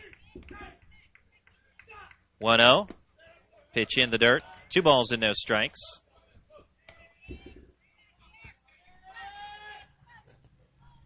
Cagle coming over to Bethany from Akron, talking with Coach Carver in the pregame, said that things not working out for Cagle and Akron, and coming over to Bethany, they found a spot for him. Good athlete as a freshman. Now the 2-0 pitch to Cagle. Roller headed up the middle, but gobbled up by the shortstop Tyler Graber into his breadbasket. Handles, throws, and retires Cagle 6-3. On to third goes Dylan Wassel with 2 outs in the 4th. So 9-2, Thomas More leading. Bethany hoping to chip away. Still play. At least get one here now that you have a runner just 90 feet away. Oh, yeah, definitely trying to cash in with that runner being on second base and nobody out. Certainly be a slight disappointment at least to not plate this runner. Adam Becker accepts a fastball for a strike, laid down a sac bunt his first time to the plate.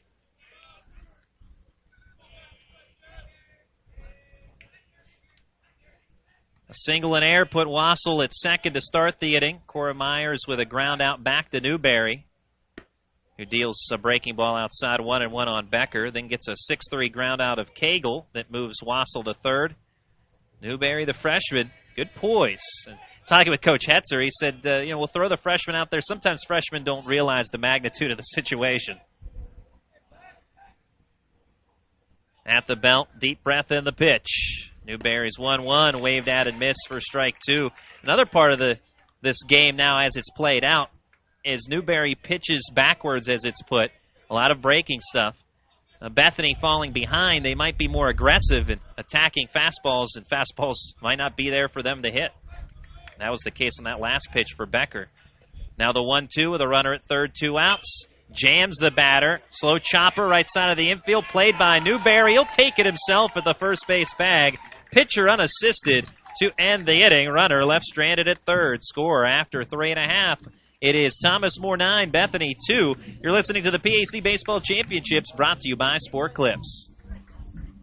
For 3 generations, Sharp's Furniture has been served southwestern PA with their brand of personal service. Being an authorized dealer for Lazy Boy, they are dedicated to providing the finest quality products made here in the US of A. Looking for custom upholstery? Sharp's carries a large selection in America, and their friendly staff will deliver right to your front door. Sharp's Furniture, your authorized Lazy Boy dealer, family owned, family operated since 1917. Located just off I-70, exit 19B in Washington, PA.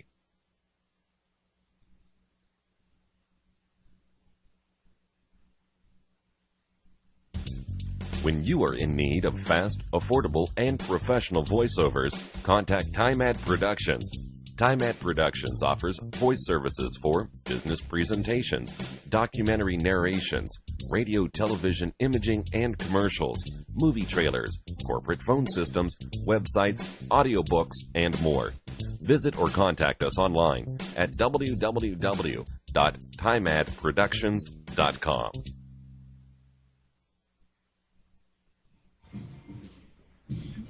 Back at Ross Memorial Park in Washington, Pennsylvania, the Bethany Bison trailing the Thomas More Saints 9-2. As we head to the bottom of the fourth, big inning, a 7-run frame at the bottom of the third for the Saints. And Cody Macon starts off the fourth. He's 0 for 2. He'll face left-handed throwing. Past the glove of Fenstermacher and into center field. So Macon, who lined back, if you recall, off the glove of Kozlowski, a 1-3 ground out as it turned out. Macon with another hot shot up the middle. This time gets past the Bethany hurler, with it being Fenstermacher this time around, and it's a leadoff single. Well, Saints sent 11 men to the plate in the bottom of the third. Take that again with Macon wasting little time, sending that rocket back through the box. Alex Fenstermacher on the bump. Takes a look at the runner at first. Modest lead there. Pitch a strike on the outer edge to Travis Miller, who doubled in a pair and scored in the third. The way that Macon attacked that pitch, it doesn't look like the Saints are going to sit back at all when they're in the batter's box. They're there to hit. Fenstermacher ready with the signs. 0-1 in the dirt. Something off speed. 1 ball, 1 strike. Fenstermacher's totals this year, 1-1 record in 5 appearances with 1 start, an ERA of 7.20. In 10 innings, has allowed 14 hits, 12 runs, 8 earned, 6 walks, and 4 strikeouts. His catcher Jordan Alt comes out to talk with Fenstermacher as those two try to get on the same page here.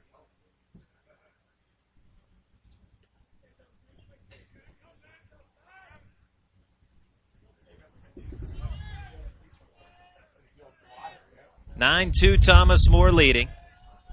With Macon at first, nobody out in the bottom of the fourth inning. Fenstermacher looks over Macon. Deals a 1-1 pitch, ground ball to third. Played on 2 hops by Zach Miller. On to second. Becker the out there, and the throw on to first. 5-4-3 around the horn. Double play. Nice job by the Basley. 2 quick outs there on around the horn double play.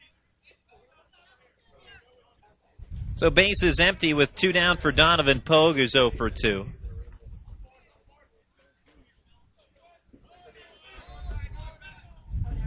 Pogue, ball 1. The second time he short hopped the plate. Held on to that one a little too long, spiked it into the dirt, and we'll have a new. 9-2 Thomas More. Bases are empty in the fourth. Ground ball hit hard on 2 hops to Zach Miller at third base once again. He fires across the diamond in time. So Zach Miller, very key defensively in the fourth. A 5-4-3 double play and then a 5-3 ground out of Pogue to end the frame. Score after 4. It is Thomas More 9, Bethany 2. You are listening to the PAC Baseball Championships, brought to you by Sport Clips. Disability affects the lives of over 29,000 people in Fayette, Washington, and Greene counties. Tri-County Patriots for Independent Living are people with and without disabilities working to meet those needs in the community. The success of Triple comes from the commitment of a dedicated board of directors, its members, and volunteers. To continue to improve services, Triple is renovating the historical YWCA building located at 42 West Maiden Street in Washington. This will allow for an assistive internet cafe, transportation, and wellness to provide skills to help with independent living. Your help and feedback are appreciated, and if you seek assistance, we're here to help. Call us at 1-877-889-0965. That number, 877-889-0965. Or visit us online at triple.com and on Facebook.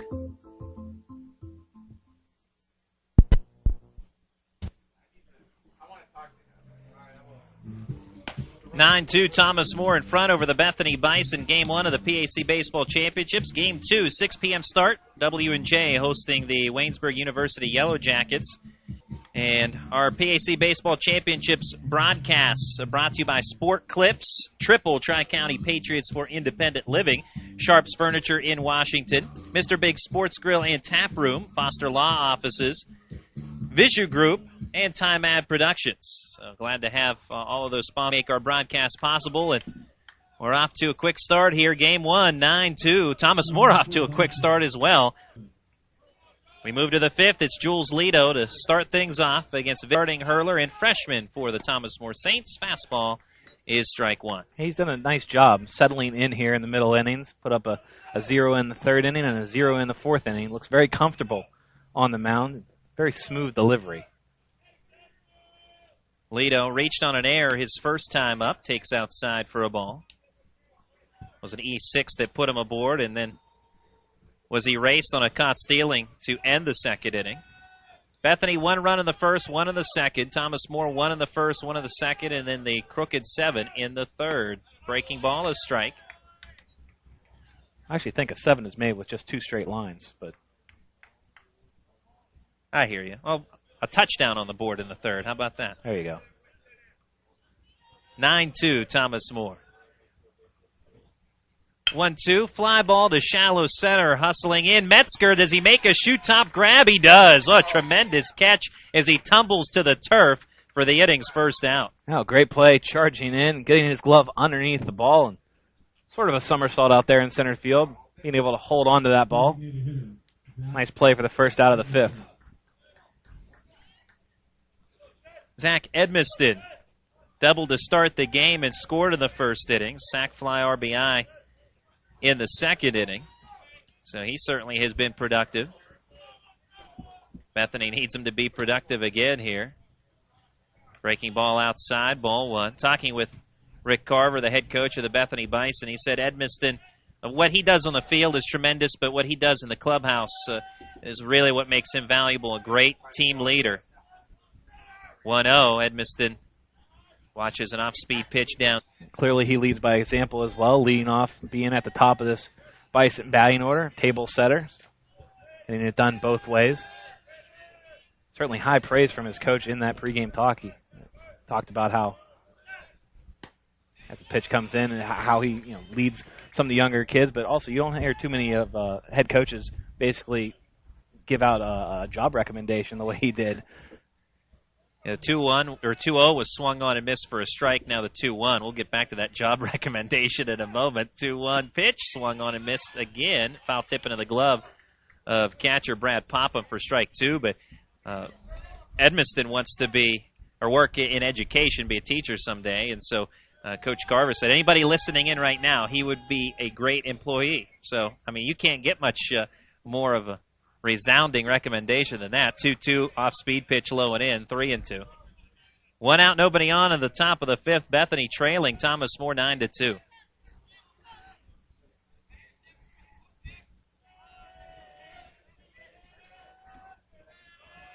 Line of the payoff pitch popped up behind home plate. Catcher Popham doesn't see it. It lands on the roof anyway. Ross Memorial Park, beautiful facility in Washington, Pennsylvania. The W&J presidents have often hosted the tournament. I believe it's 8 out of the last 10 years.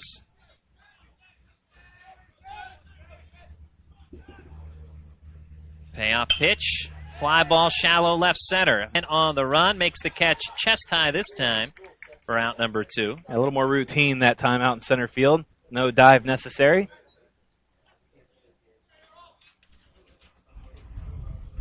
Yeah, W&J's finished AC regular season standings 8 of the last 10 years, so they have been the host.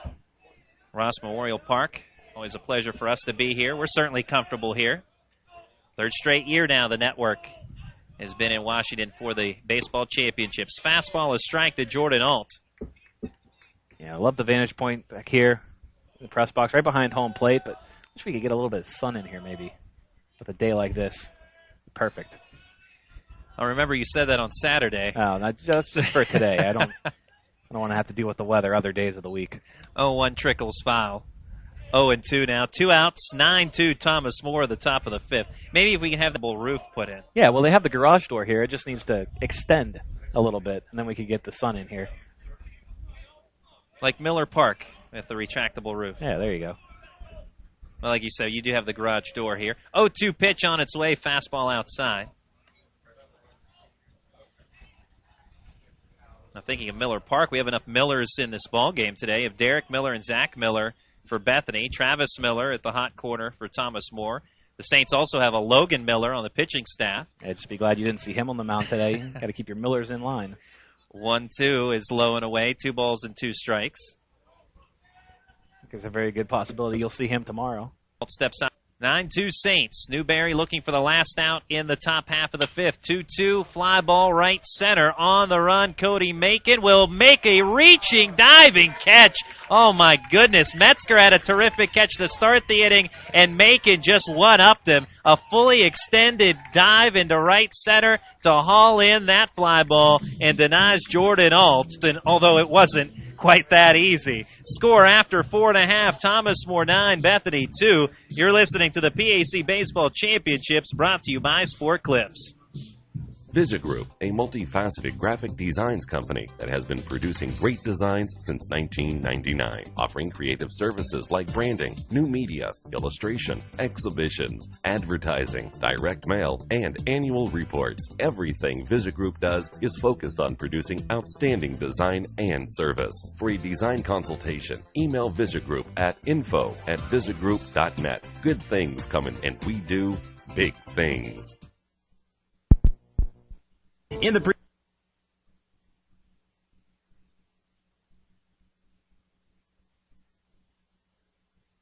The Asthma and Allergy Foundation of America has important information for people with asthma. There are 2 main causes of asthma symptoms: airway constriction you feel and inflammation you may not, and most medicines only treat one. At asthma.com, you'll find information about working with your doctor and treating both main causes of asthma symptoms, and how this can help prevent symptoms before they even start. This message brought to you by AAFA with funding and editorial support by GlaxoSmithKline. For more information, go to asthma.com. 9-2 Thomas More, bottom of the 5th inning. Connor, Brad Popham, and Tyler Graber, although really there is no bottom of the order for Thomas More because of how they have hit all season long. I was about to say, you talk about it like it's the bottom of an order, a traditional bottom of the order. Collectively, they've only made 1 out today. 2 times through the order, and just 1 fly out by Brad Popham. That's the only time any of these guys have been retired in the bottom 1/3 of the Saints order. You know, the number 9 hitter, Tyler Graber, has 3 RBIs and a run scored. Nick Connor leading off, takes ball 1 from L. Fly ball, shallow left wheel, bloop in for a base knock. And a leadoff single for Nick Connor, so he's on yet again. He walked his first 2 trips to the dish. This time a single to left. No, perfect on-base percentage. Now he has the perfect batting average to go along with it. Brad Popham, 0 for 1, hit by a pitch and scored a run in the 3rd.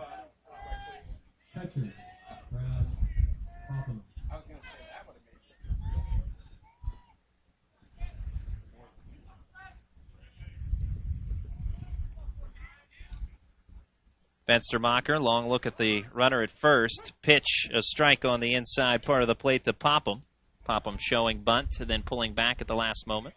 Well, despite being up 7 runs, Thomas More still showing bunt, looking for a little insurance. Still a long baseball game, just halfway through, so why not move up a runner when you have the chance, especially with Graber on deck the way he's been swinging the bat today. 0-1. Up and in. 1 ball, 1 strike.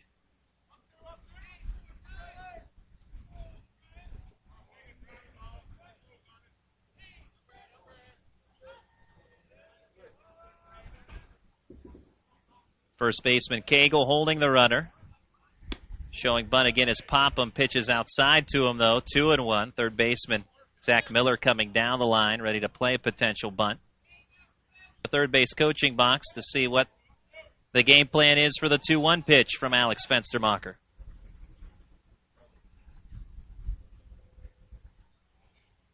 (2-1) with the runner on out of play. 2 balls and 2 strikes. Good job getting a bat on that hit and run situation. Ball may be off the plate a little bit to the outside, but Popham low too to get that ball. 9-2, Thomas More leading. Connor at first with nobody out in the bottom of the 5th. 2-2 pitch on its way in, low and in.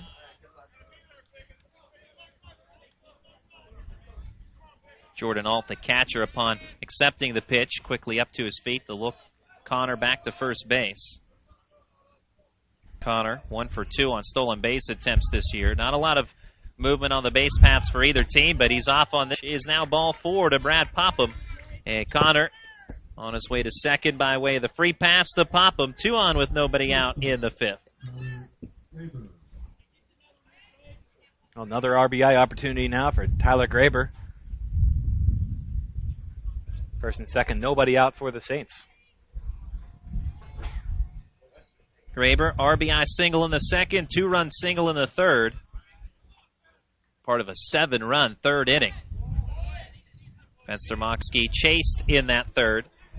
Fenstermacher has been in ever since.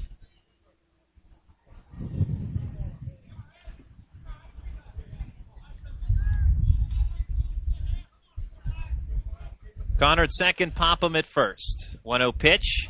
Bunt put down, first base side. Played by Fenstermacher. He'll turn and throw errantly over the head of Becker at first base. 1 in to score. That's Connor. And moving to third, Brad Popham. 10-2, Thomas More on an E1 errant throw on the pitcher.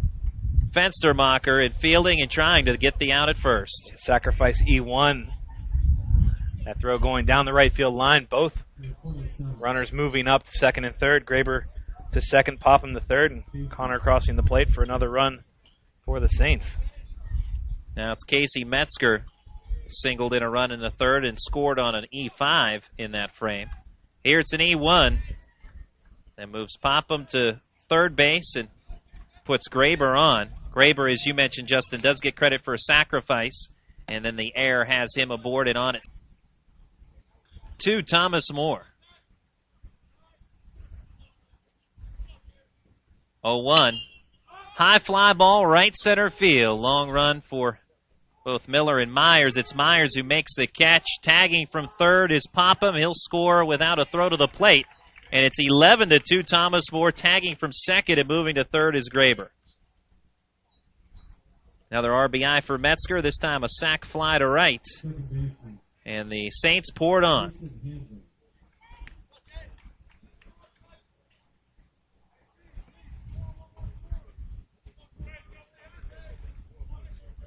Jason Handley, 3-hit day, all singles, 2 runs scored and an RBI, 3 for 3.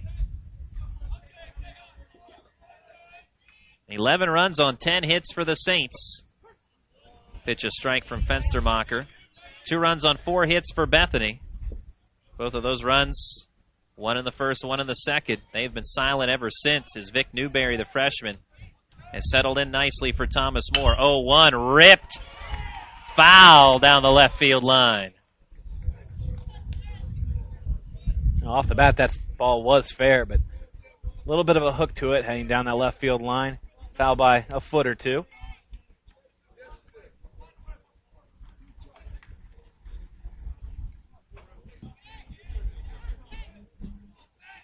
With Graber at third, 0-2 pitch, fouled off again, out of play. Corner infielders even with their respective bags. Zach Miller at third, Chris Cagle at first.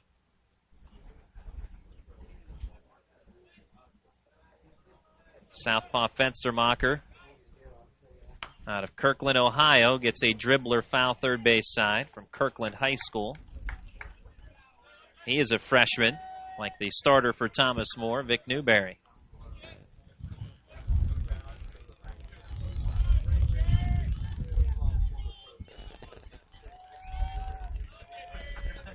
Another 0-2 pitch and a chopper left side of the infield. Waiting on the second hop is Lito, and handles, throws, and retires Jason Handley. That is an RBI ground out, however, that scores Graber from third, and the Saints make it 12-2 in the fifth. Bases are now empty, 2 down. Handley will take that all day. Exchange the out for the RBI, his second ribby of the afternoon. Saints with a 10-run lead. Here's Craig Heisen. Heisen lays down a bunt third base side, charging. Zach Miller, barehand pickup throw to first, not in time. Infield single for Craig Heisen. Played perfectly by Miller, but problem was it was a perfect bunt by Heisen.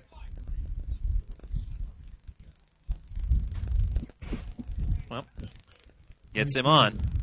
And now Cody Macon, 1 for 3.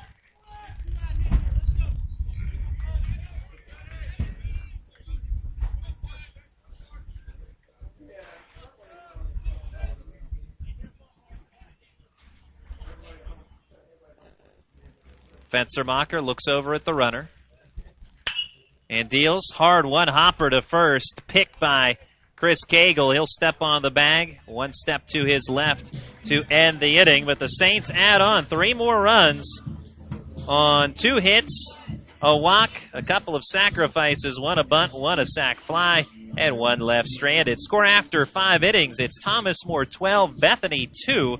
You're listening to the PAC Baseball Championships, brought to you by Sport Clips.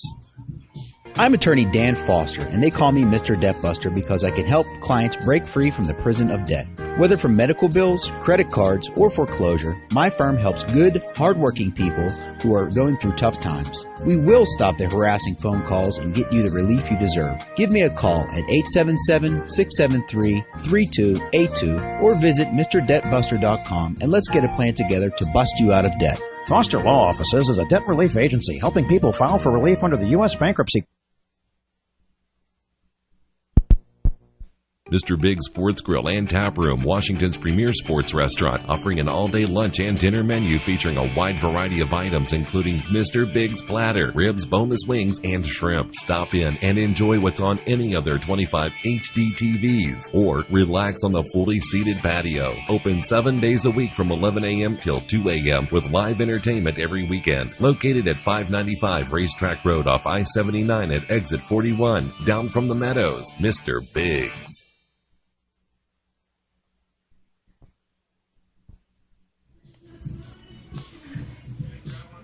At Ross Memorial Park, it is Thomas More 12, Bethany 2. 12 runs on 11 hits, 2 errors for Thomas More. Bethany 2 runs on 4 hits and 2 errors. Bethany's first 2 runs coming very early. 1 run in the first, 1 in the second. Thomas More, 1 in the second, 7 in the third, and 3 in the fifth.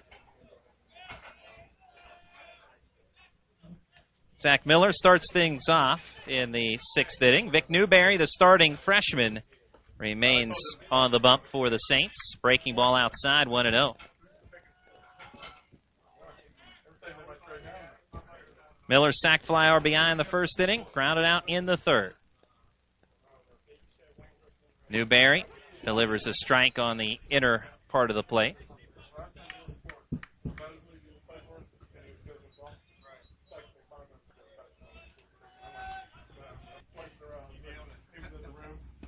One, wave and a miss.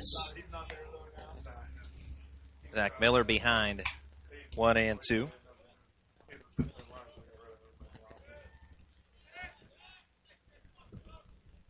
Miller out of West Mifflin High School on the next pitch. Takes low and away. 2 balls and 2 strikes the count.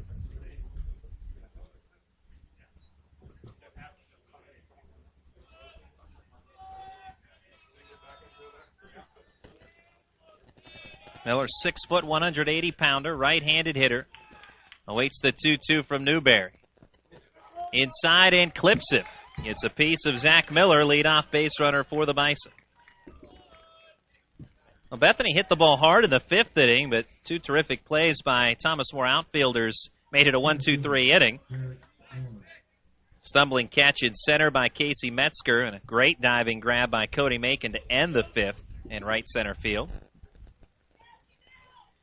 That's one of those plays where it was beneficial to have a left-handed right fielder making his right-handed. Probably doesn't make that play, having to go across his body and trying to dive and catch that ball. But being left-handed, he could go full-out sprint and stretch his arm out as he dove, able to grab that ball for the 3rd out. Curveball, a strike on the outside corner to start off Derek Miller. Zach Miller at first, nobody out. 0-1.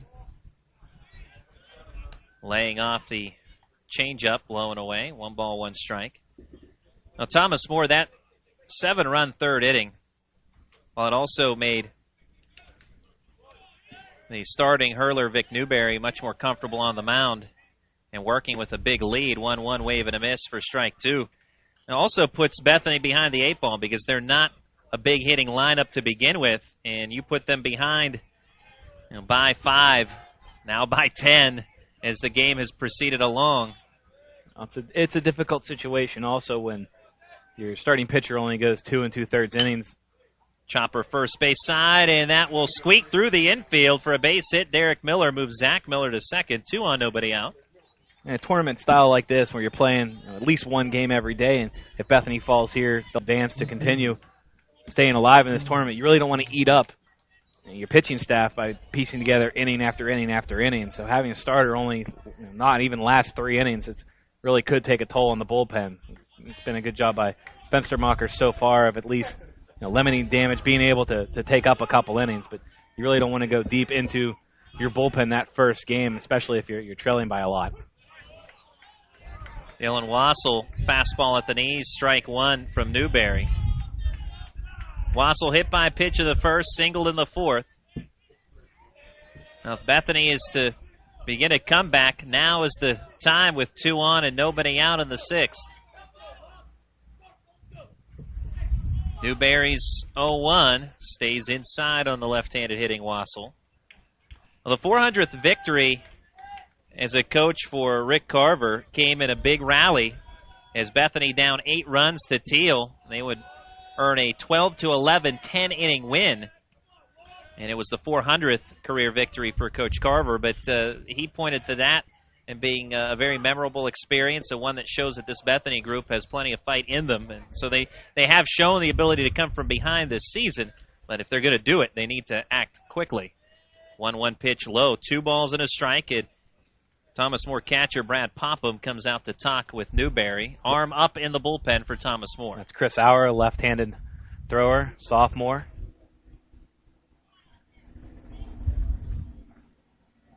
Just trotted down there a pitch or 2 ago, and looks like he's getting ready in a hurry just in case.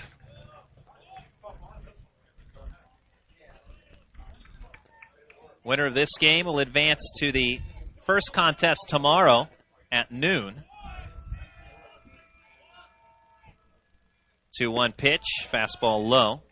The loser will play in the 3 p.m. contest tomorrow afternoon. We'll have 3 games tomorrow.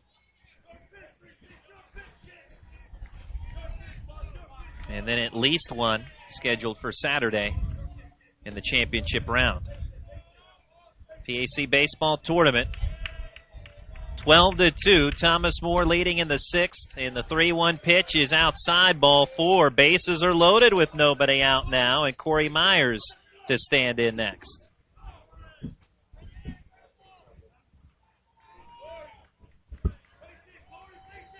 Here comes Jeff Hetzer out to talk with Newberry. Slow walk to the mound. Taking his time, creating some time for Auer to continue loosening up in the bullpen. I don't know if he will be making a pitching change or not. Auer just went down there a batter or so ago. He is getting ready in a hurry. Certainly a situation you want if you're Bethany. Obviously bases loaded, nobody out. It's a a great situation to be in. Certainly the threat is there to score together. Certainly would be a big inning to do that with the table already set. Nowhere to put the batter here if you're Newberry. And if you're Corey Myers, about ready to stand in here, you're certainly looking or expecting to see some good pitches.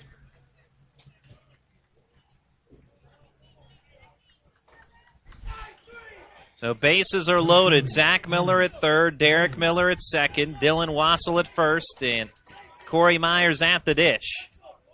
Vic Newberry stays in, try and wiggle out of this, leading 12-2. Fastball is strike. Now one of those positions where you know that your time on the mound in this contest is going to be ending somewhat in the near future here, depending upon the results of the remaining batters. So why not go right at Corey Myers? First pitch he does. You're certainly going to trade an out for a run, or ideally 2 outs for a run if you're Thomas Moore. 0-1 gets a high fly ball, shallow right center field. And outfielders converge. And now kind of drifting down the third base line is Miller after he tagged up, then hustles back into third base. And so the bases stay loaded with 1 out on the shallow fly out by Corey Myers. Well, I think it was deep enough to maybe try and score, but Metzger wasn't even anticipating a play at home. I think he was looking to keep the runner at second base there. If that runner was to take off, he would have made a play at third. I think you're absolutely right. Strange play all around. Certainly there could have been a play at home had Miller come down the line. He came about halfway and then stopped, went back to third. Chris Cagle 1 for 2 with a single. So Bethany squanders one opportunity to score as Metzger had no intention of throwing home. Fastball, strike 1 at the knees to Cagle. Well, I kind of lay on the play with just 1 out. Certainly still an opportunity to score, but the way Metzger reacted, the opportunity in hindsight was there to score the run. 0-1. Fly ball, high to right, and pulled beyond the reach of Cody Macon and company. So it is a long strike. And to think back on that play, you know, you have Chris Cagle up next. You know, why take the chances? Why take the chance? You're going to need a big hit to come back in this game. A sac fly isn't ultimately going to be the play that's going to win or lose it for you in this situation. So you need the big inning, so right. why run yourself out of it? Right, certainly you want that run to score, but if there's any doubt in your mind that there could be a close play at home, then that's when you want him to stay there, trailing by 10. 0-2 flare over the leaping glove of Handley and into right field, so Miller does score. It's 12-3, and advancing to third is Derek Miller. Just to clarify, Zach Miller crosses the pay station. Derek Miller to third. Dylan Wassel to second. Bases stay loaded. RBI single for Chris Cagle. And same there. Cagle base hit to right field, Macon charging the ball, and there could have been a play at the plate. Certainly Derek Miller could have rounded third and tried to score there. But again, trailing by 10, you're going station to station if you're Bethany, because more than one hit is going to get you back into this game. They need to string multiple hits together, so safe base running all around by the Bison. Adam Becker second. 12-3, Bethany trying to chip away. Vic Newberry hitter here. With 1 out. Pitch low and in to right-handed hitting Becker, ball 1.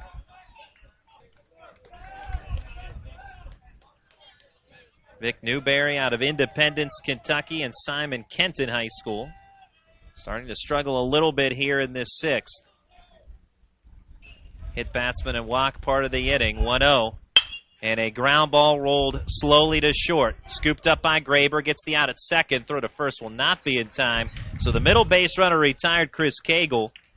It's an RBI fielder's choice ground ball for Adam Becker that plates Derek Miller, and the Bison make it 12-4. 2 outs with runners at the corners.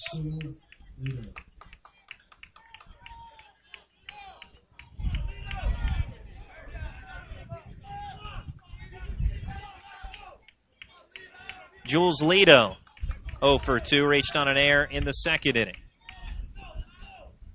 Vic Newberry's pitch, a strike, and on the outer third.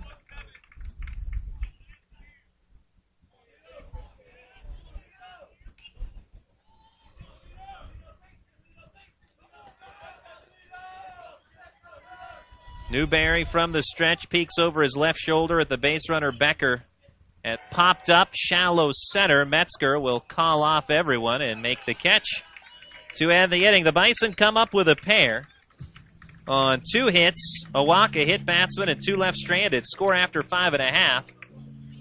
It's Thomas More 12, Bethany 4. You're listening to the PAC Baseball Championships, brought to you by Sport Clips. We're here at Sport Clips, the new just for guys haircutting place, to see what the buzz is about. How was it? Nice cut, nice price, professional stylist. Doesn't get any better than this. There's sports on TV at every chair. I got an awesome haircut, steam towel treatment, neck and shoulder massage. I went all the way! What are you waiting for? Sport Clips is now in your neighborhood. At Sport Clips, guys win. With 2 locations in Washington County, at the McMurray Shops in Peters Township and at Trinity Point in Washington.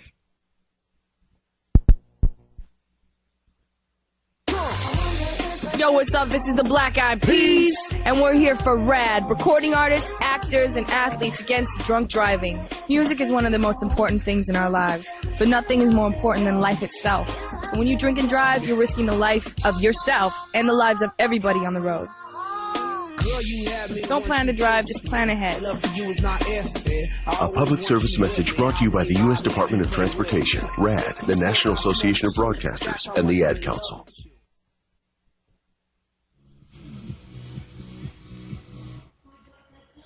Bethany Bison coming up with 2 runs in the top of the 6th to try and edge back in this one. Still a hefty deficit as it's 12-4 Thomas More. In the bottom of the 6th, Travis Miller, Donovan Pogue, and Nick Connor to face Alex Fenstermacher. 4th inning of relief for Fenstermacher. He checked in the 3rd. First pitch swinging, foul ball out of play for Travis Miller. Miller doubled in 2 runs and scored 1 in the 3rd inning. And his base hit was the very beginning of what was a 7-run frame. Fenstermacher shakes off one sign from Jordan Alt. Now brings an 0-1 breaking ball. Fouled off the body of Miller. Drops down to the dirt, but back up to his feet. He is okay. All-turf surface at Ross Memorial Park with the exception of the pitcher's mound, home plate area, and the bases. They have dirt around them.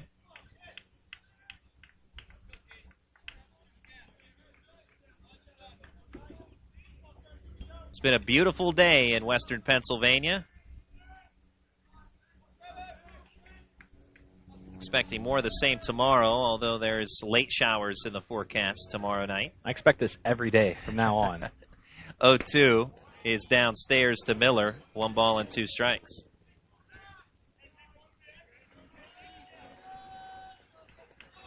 It can rain on Mondays, and that's it. Just Mondays. That would be great if that were to be the case. Days like this. 1-2, high fly ball to right. Toward the line goes Corey Myers, fighting the sun, now backpedaling at the last moment. That ball looked like it might have changed direction on him. The wind has been blowing out today.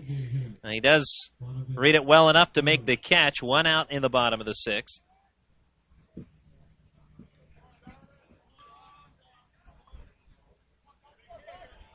Donovan Poe go for 3. Couple of ground outs to Zach Miller. Drops in a pitch. Into the zone does Fenstermacher. Good bender, 0-1. Played 4 years at Kirkland High School in their baseball program. Pitch downstairs, 1-1.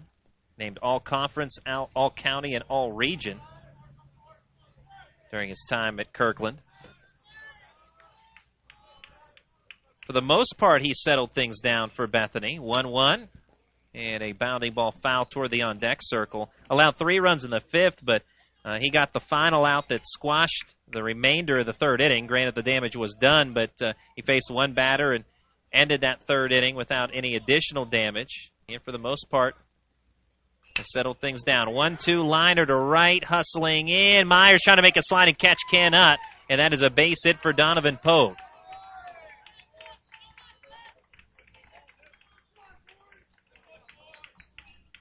12-4 Saints, and surely the Saints will not on their 8-run lead. If they can add on, they will.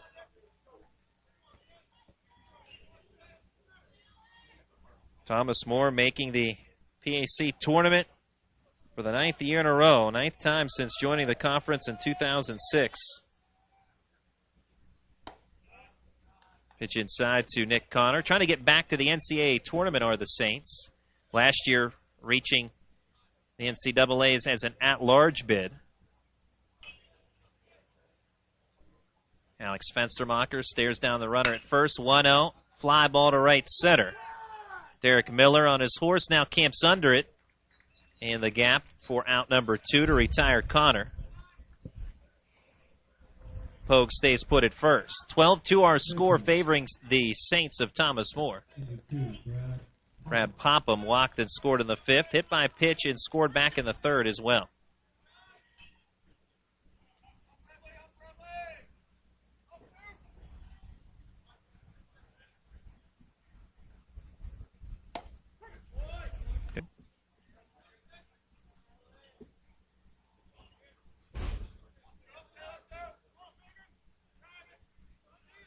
Ready with the signs, Fenstermacher. Comes with the 0-1. In the dirt, stopped by Alt. Pogue took a couple of steps towards second, then returns to first as Alt looked him back. Now, difference in this game, a big 7 broke open what was a 2-2 game into a 9-2 lead for Thomas More, and they've been ahead by a large sum ever since. 1-1. Strike at the knees. Well, things are certainly going according to plan from the Thomas More aspect, where Coach Hetzer was anticipating a slugfest today. I don't know that he anticipated an 8-run lead or a lead up until last half inning at any point in this game, but he'll certainly take it. 1-2 called. Strike 3 looking on the inside corner. Ends the inning. First strikeout of the day for Fenstermacher, and one left stranded for the Thomas More Saints. Score after 6, Thomas Bethany 4. You're listening to the PAC Baseball Championships, brought to you by Sport Clips. For 3 generations, Sharps Furniture has been proud to serve southwestern PA with their brand of personal service. Being an authorized dealer for Lazy Boy, they are dedicated to providing the finest quality products made here in the U.S. of A. Looking for custom upholstery? Sharps carries a large selection of upholstery to choose from, all made in America. And their friendly staff will deliver right to your front door. Sharps Furniture, your authorized Lazy Boy dealer. Family owned, family operated since 1917. Located just off I-70, exit 19B in Washington, PA.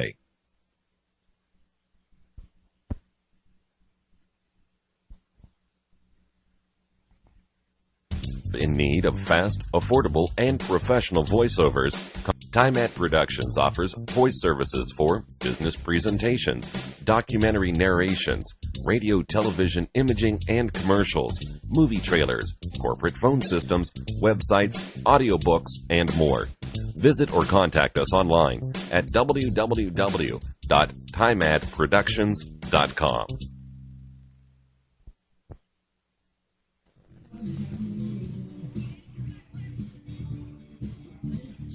12-4, Thomas More over the Bethany Bison. 7th inning. New pitcher checks in for the Thomas More Saints, and that will be Chris Auer, a 6'3", 190-pound sophomore left-handed hurler. And he will work to the top of the order for the Bethany Bison in this 7th inning. The totals on Auer this year, he's 3-0 in 12 appearances with a 7.36 ERA. In 11 innings, has allowed 19 hits, 16 runs, 9 earned, with 8 walks and 9 strikeouts. I mentioned that the strikeout by Fenstermacher to finish the 6th inning was his first strikeout of the day. That's everybody's first strikeout of the day. And home plate umpire Eric D'Antonio is probably waiting all day to make that strikeout call.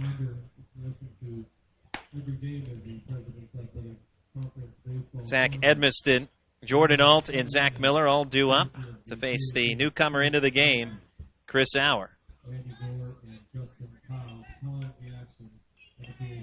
Vic Newberry, 6 innings today, giving up 6 hits, 4 runs. 4 runs, 3 of them earned, walked 1, and obviously did not strike out anybody because we just had our first. Auer delivers a strike to Zach Edmiston.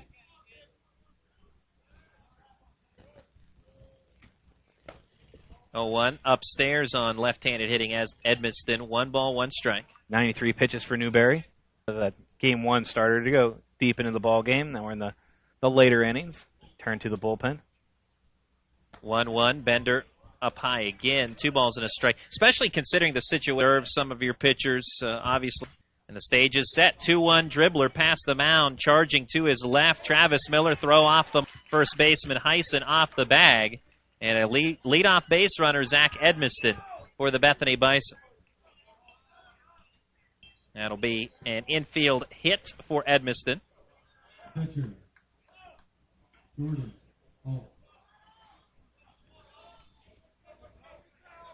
Ball hit very slowly on the left, having to attack it hard to his left. So with Edmiston on, here is Jordan Alt, 1 for 3. Looks at a strike from Auer on the outside edge.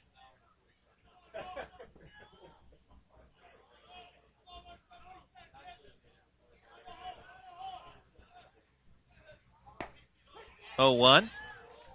That one dropped in on the inside corner for an 0-2 count now on Alt. Auer not messing around, working that inner half of the plate. Coming from that left-handed arm slot to the righty. Runner at first, nobody out, 0-2 pitch, and a foul ball straight back to stay alive. Pitch was on the outer part of the plate. Might have been outside, but Alt in protection mode, not taking any chances.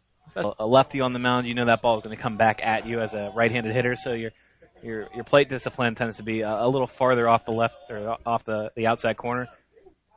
0-2 chopper over the mound. Second baseman Handley plays it, flips to Graber at second, on to first. 4-6-3 double play. 2 outs, bases are empty in the 7th, with Thomas More leading 12-4. Taylor made Handley drifting to him into second base. He probably could have taken that himself, but decided to flip it to Graber and then on to Heisen at first. 2 quick outs for the Bison. Zach Miller hit by pitch and scored a run in the 6th.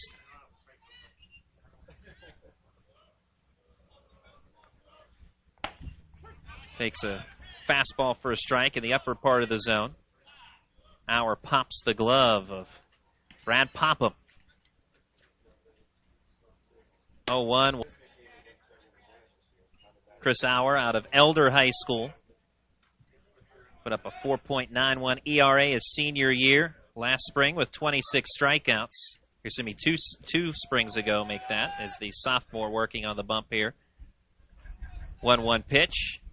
In the dirt. Auer worked 9 games as a freshman last season for Thomas More. Pitched in 11 1/3 innings, struck out 7, posting an ERA of 2.61. A very stable work as a freshman. Now as a sophomore, fun fastball, foul tip on the swing and a miss, foul tip into the glove of Popham for strike 2. 2 balls, 2 strikes, 2 outs. The W&J Presidents outside the left field fence watching on. And a 2-2 roller to second. Handley gobbles it up. Frame, leadoff single, double play, erased Edmiston. And nobody left on. Stretch time at Ross Memorial Park. The score after 6.5. It's Thomas More 12, Bethany 4. You're listening to the PAC Baseball Championships, brought to you by Sport Clips.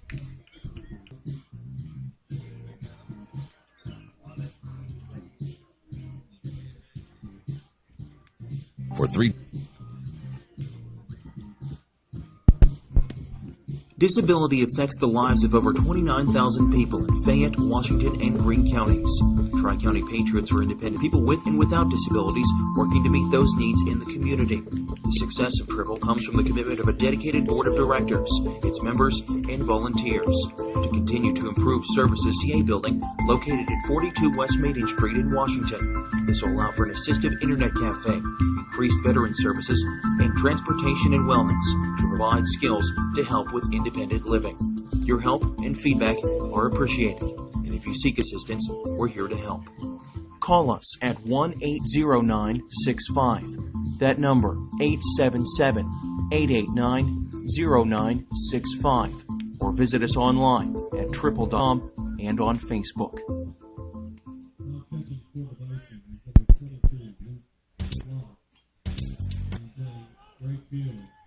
Couple of changes for you for the bottom of the 7th inning defensively. Luke for the Bethany Bison to catch, and out in right field, Troy Lafferty. As we start the bottom of the 7th, pitch up and away to Tyler Graber, ball 1. So Jordan Alt checks out for Luke Floss. And right fielder Corey Myers checking out for Troy Lafferty. 1-0 pitch fouled away by Tyler Graber. He's had himself a day, 2 for 2.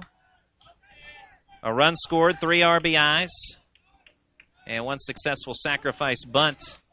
And reached on that bunt on an error. 1-1 pitch on the inside corner, 1-2 now, as Alex Fenstermacher continues to work in relief for Bethany. He's done a nice job since coming in.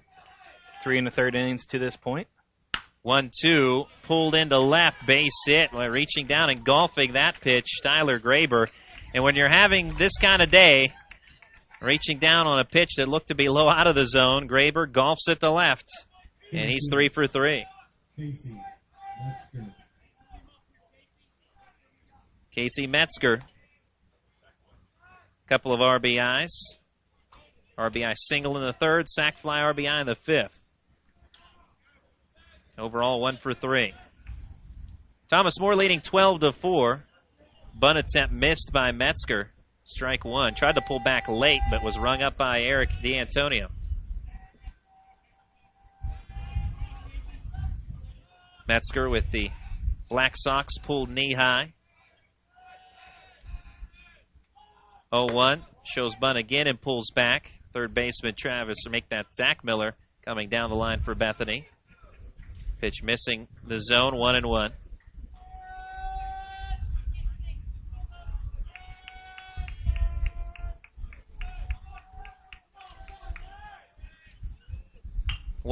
Bunt laid down, foul, first base side.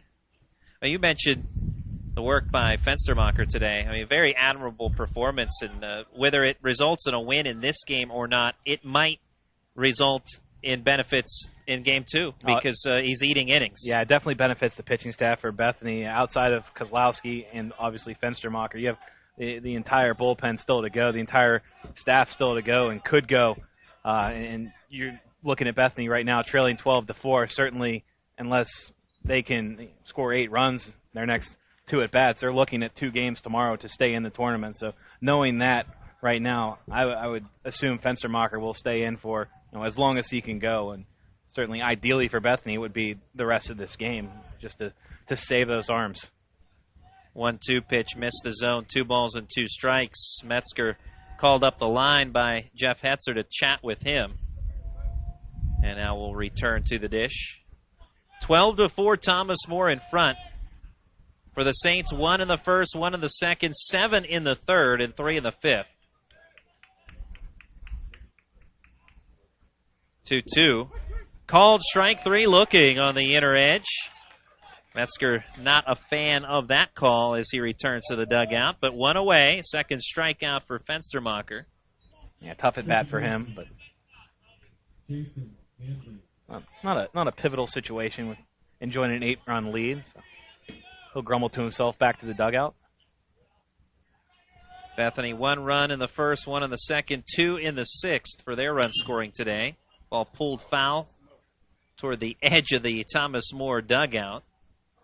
Doesn't catch anyone in that direction as he got some bodies moving, did Jason Handley. Strike 1 on him. Gotta watch that dugout area down here. It's fenced in everywhere except for in front of the dugout. They just have the poles and the crossbars going across. So if it hits one of those poles, it can go pretty much any which way, and especially if it heads into the dugout area, you'll see a lot of bodies scurry out of the way. 0-1 pitch upstairs. Snap throw into first. Sliding in safely is Graber. Handley 3 for 4, 2 RBIs, 2 runs scored. All 3 of his hits are singles.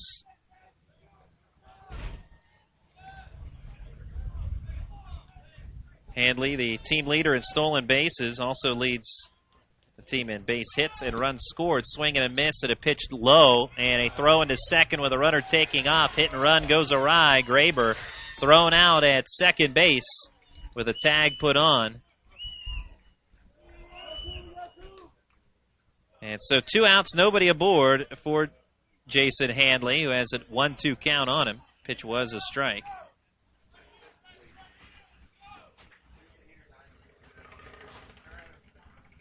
Fenstermacher deals in the dirt, 2 balls and 2 strikes.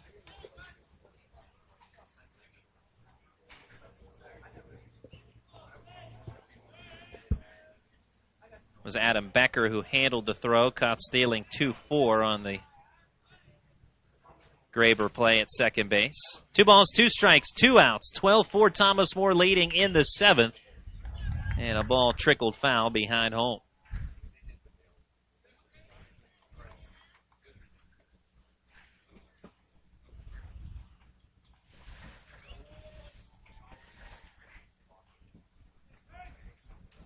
Fenstermacher nods and ready. And gets a swing and a miss from Jason Handley. A pitch upstairs, and Handley could not resist. 3 strikeouts for Fenstermacher. 2 back-to-back to end the 7th. And they score after 7 innings. It's Thomas More 12, Bethany 4. You're listening to the PAC Baseball Championships, brought to you by Sport Clips.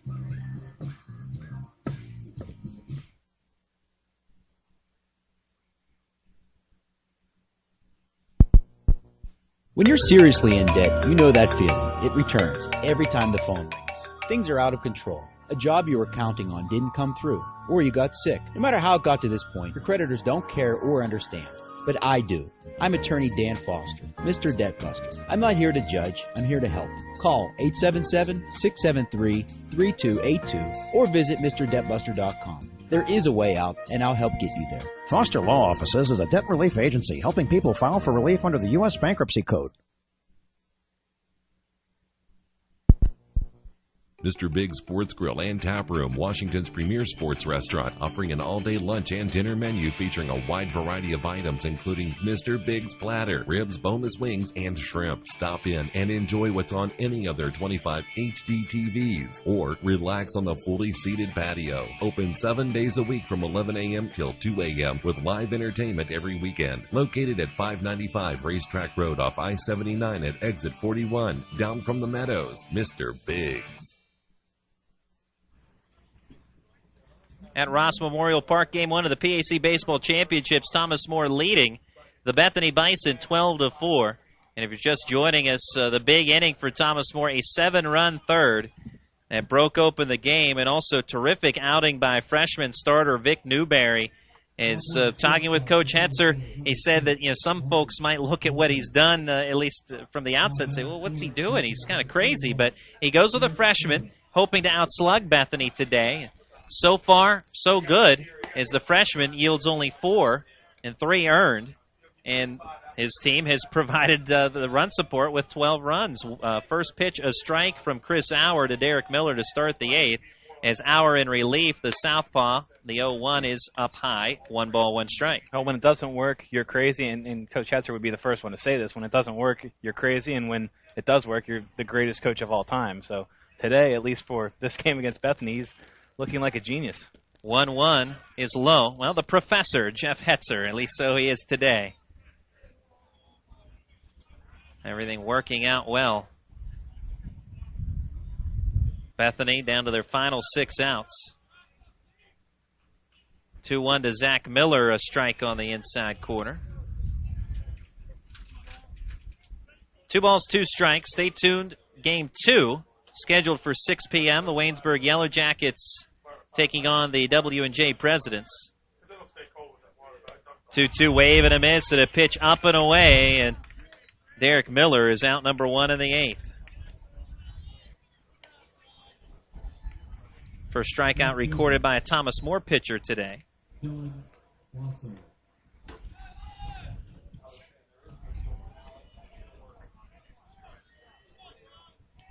Chris Auer now deals to Dylan Wassel.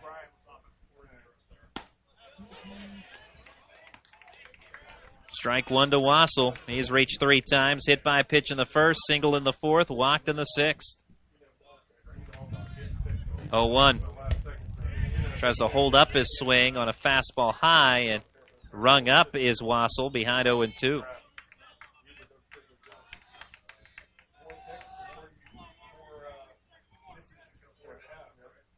Oh, 2 from the southpaw, fastball away.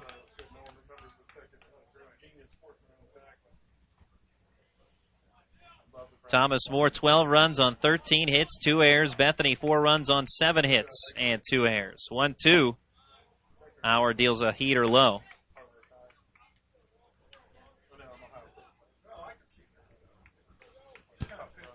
Wassel, second in the conference in doubles.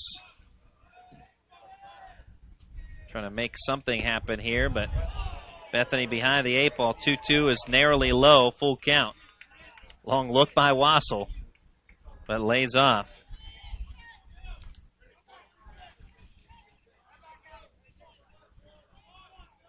One out, nobody aboard in the 8th. Payoff pitch wasted as he fouls it off. Dylan Wassel from Elizabeth, Pennsylvania. Elizabeth Forward High School in his senior year. Last year hit .283 as a junior. Started in 29 games. Payoff pitch and a slow roller off the left side of the mound, fielded by Chris Auer. He'll handle, throw, and retire. Dylan Wassel, 1-3 goes the out. 2 down in the 8th. First time he has been retired today. You have to like the hustle, even though Bethany is down by a lot and hit a little number right to the mound. You still like the hustle from Wassel, wasting no time out of the box, running hard down to first. Reaching down for some dirt, rubs it between his hands, does Corey Myers, or actually make that Luke Floss, rather.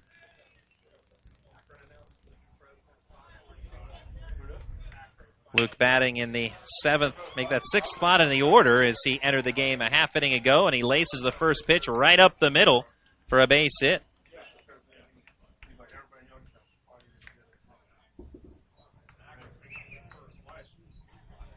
That means in the 2nd spot of the batting order, you have Troy Lafferty.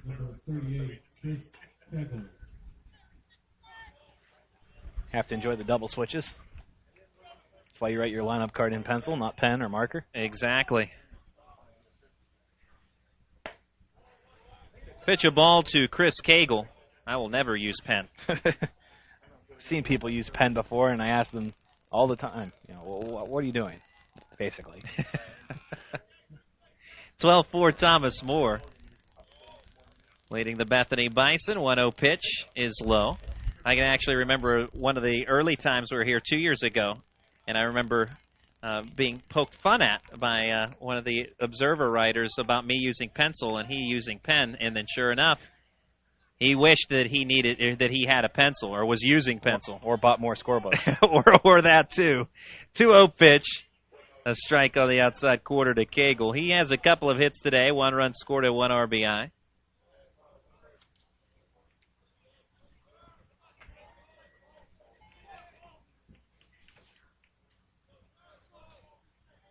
Two-1 from Chris Auer.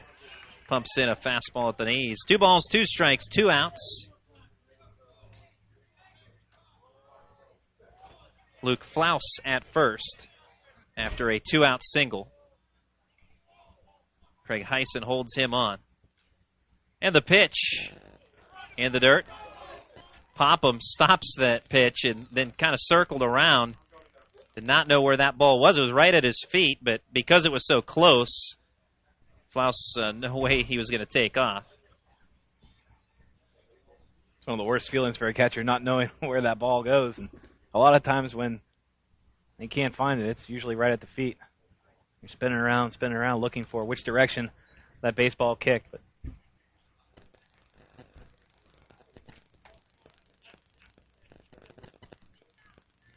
Thomas More Saints hoping to win a PAC title. They won back-to-back championships in 2010 and 2011.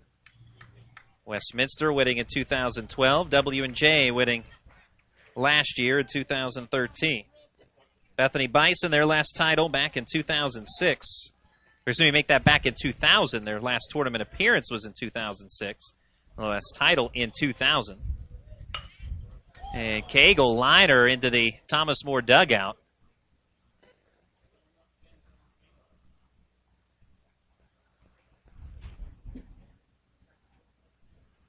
As things grow quiet, it looks like everything is all right. See some smiles down in that direction, and looks like everything's A-OK there. So another 3-2 pitch coming to Chris Cagle.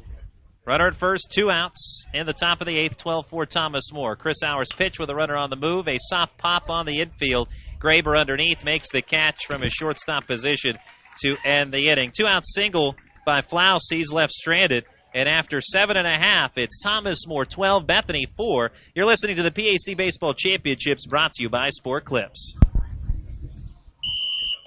We're here at Sport Clips, the new just for guys haircutting place, to see what the buzz is about. How was it? Nice cut, nice price, professional stylist. Doesn't get any better than this. There's sports on TV at every chair. I got an awesome haircut, steam towel treatment, neck and shoulder massage. I went all the way! What are you waiting for? Sport Clips is now in your neighborhood. At Sport Clips, guys win.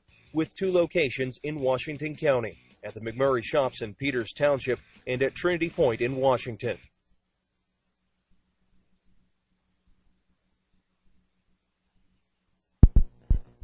For 3 generations, Sharp's Furniture has been proud to serve southwestern PA with their brand of personal service. Being an authorized dealer for Lazy Boy, they are dedicated to providing the finest quality products made here in the U.S. of A. Looking for custom upholstery? Sharp's carries a large selection of upholstery to choose from, all made in America. And their friendly staff will deliver right to your front door. Sharp's Furniture, your authorized Lazy Boy dealer. Family owned, family operated since 1917. Located just off I-70, exit 19B in Washington, PA.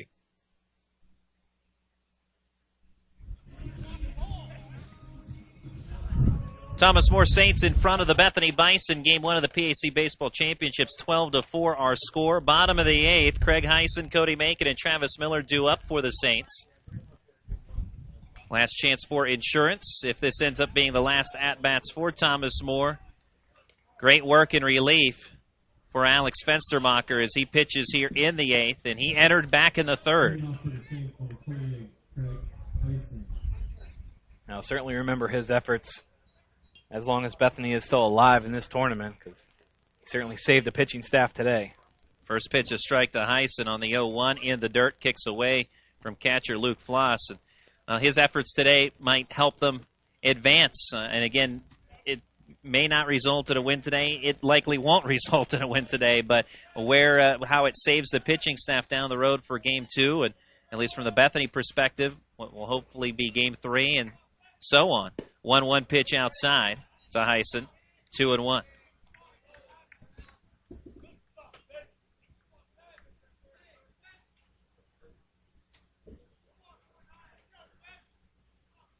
Two-one pitch.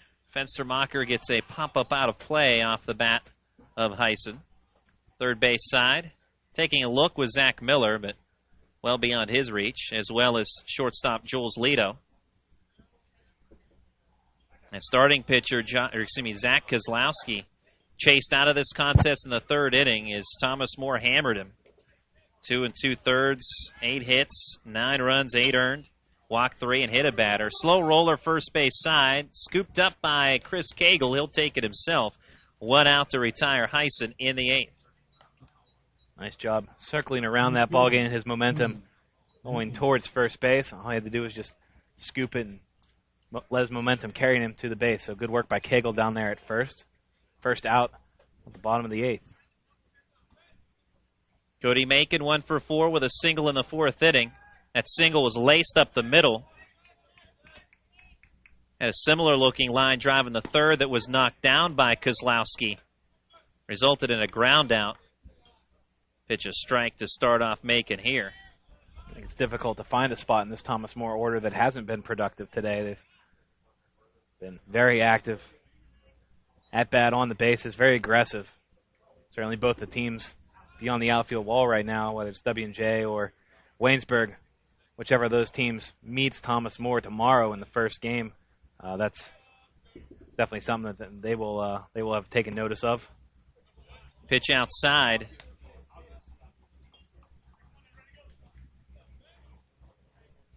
Stay tuned in the post-game show. We'll have an abbreviated recap of this contest and also hand out our Mr. Biggs Big Player of the Game. 2-1, fouled off the face mask of the home plate umpire, Eric D'Antonio. Count 2-2. D'Antonio will brush off home plate. That might have also caught Luke Floss as well. It might have been a double carom there. So the catcher and umpire will give each other a little bit of time to shake off the cobwebs. 1 out, nobody aboard, bottom of the 8th, 12-4, Thomas More leading.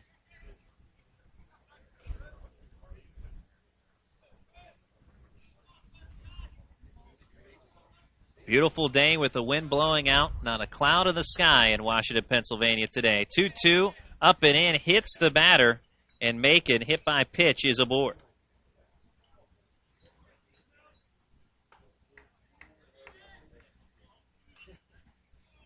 Travis Miller, 2-run double in the third, and scored a run that frame. That broke, at that particular time, what was a 2-2 tie, and jump-started a big 7-run third inning. Fenstermacher's pitch. Fly ball hit well to right. Troy Lafferty on the run, and this is over the fence. A 2-run homer for Travis Miller. Give him 4 RBIs on the day and give the Saints a 10-run lead once again. It's 14-4. Saints have been batting the ball all over the yard today, but we really haven't seen a ton of extra base hits and not a whole lot of power from the Saints. Well, that was pure power right there, going opposite field. Travis Miller for the round tripper, extending the Saints lead to 10. That was impressive. That got up there in the jet stream a little bit, but it takes a lot to hit an opposite field home run. Now that one off the bat was lifted well, and knowing how this ballpark plays, the wind blowing out, kind of waited on that, and Lafferty was chasing after it, but ran out of room at the fence. So over the 325 mark in right, Travis Miller with his 6th home run of the season, and that'll be it for Alex Fenstermacher as he'll check out, but he gets a round of applause from the Bethany fans in attendance and also from his dugout. Job well done, even despite the 2-run homer he just surrendered. Yeah, absolutely. Great work by him. 4 2/3 innings of relief, and really saved the bullpen today for the Bethany Bison.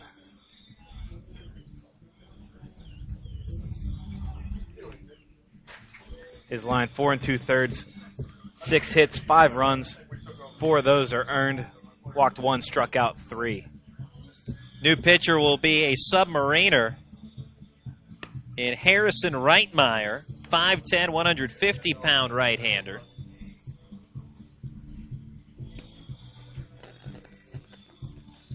And Bethany looking for the final 2 outs in the 8th inning. The 2-run homer by Travis Miller clears the base paths as Donovan Pogue due up next.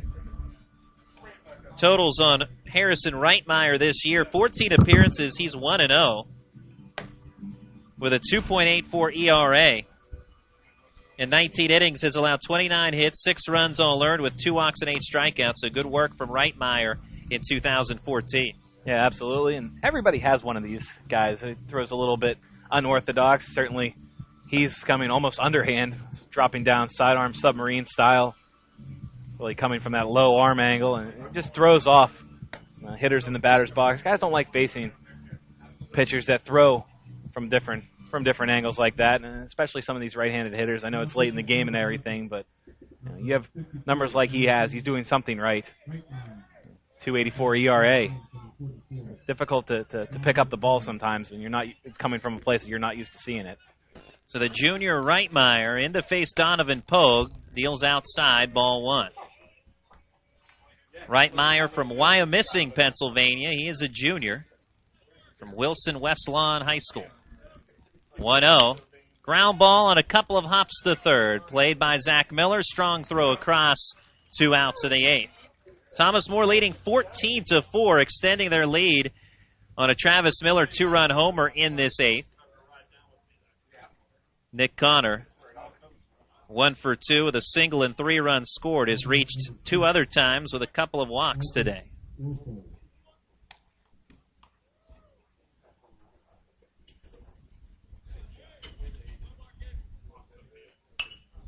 Foul ball on the first pitch to Connor, strike 1. Over the Bethany dugout area and beyond.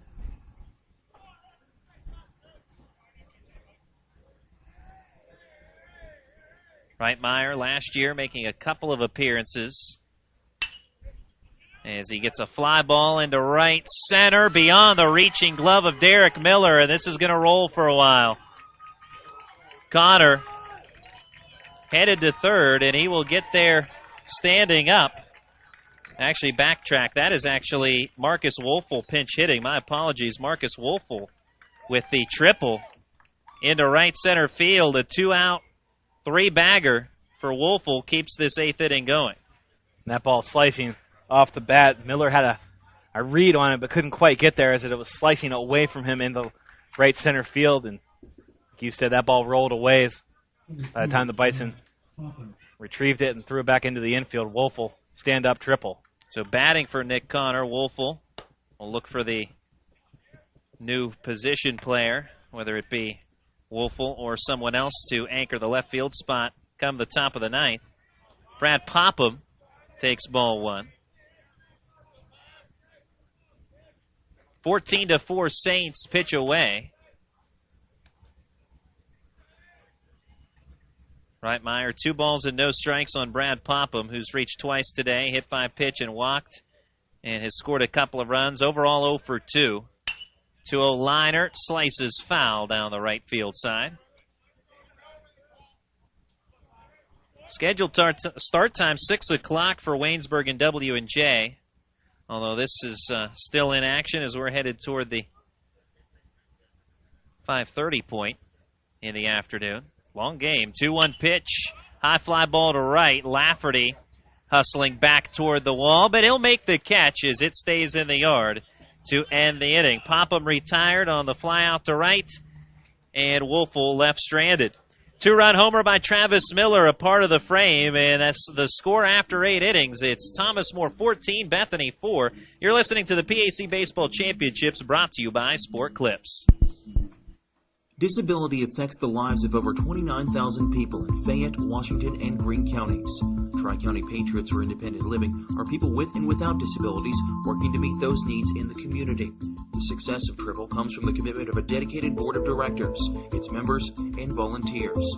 To continue to improve services, Triple is renovating the historical YWCA building located at 42 West Maiden Street in Washington. This will allow for an assistive internet cafe, increased veteran services, and transportation and wellness to provide skills to help with independent living. Your help and feedback are appreciated, and if you seek assistance, we're here to help. Call us at 1-877-889-0965. That number, 877-889-0965. Or visit us online at triple.com and on Facebook.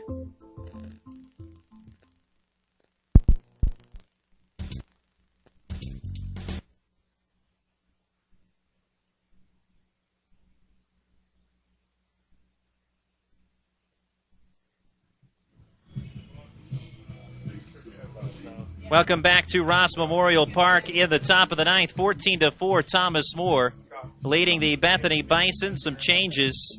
Wolfel at shortstop. Take Grayberg, go from short to second, and Handley from second to left. Jason Handley in left. And new pitcher on the bump for the Thomas More Saints.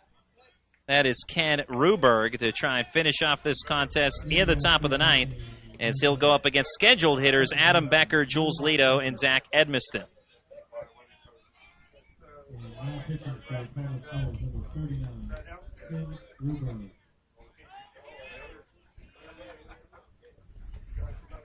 Ruberg's pitch to start the inning hits the batter. Clips Becker.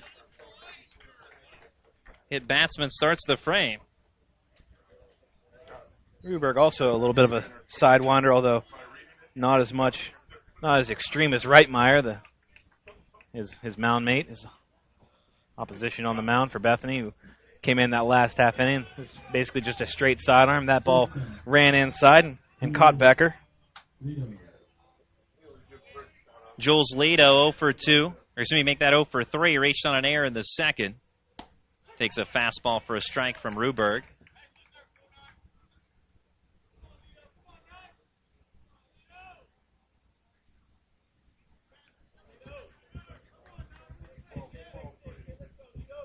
Oh, 1. And that sidearm delivery inside, maybe a bit high on Lito. 1 ball, 1 strike.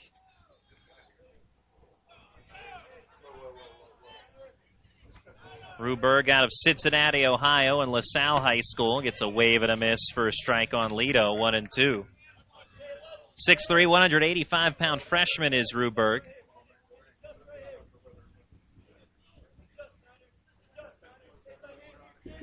Trying to put a wrap on this one in the opening game of the PAC Baseball Championships. 1-2, swung on the left, and a diving catch by Jason Handley. So going from second to left field, Jason Handley looks pretty comfortable over there as well. Nice diving grab. Lido retired, 1 out. We've already seen nice defensive plays out of the center field and right field position, so it only makes sense to round out the outfield with a Jason Handley diving catch to start out the ninth.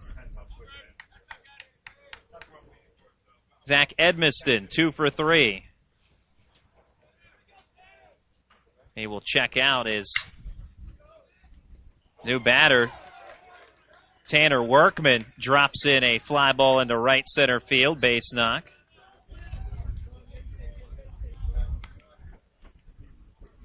So Workman aboard, moves Becker to second. First and second now for the Bison as here's Troy Lafferty.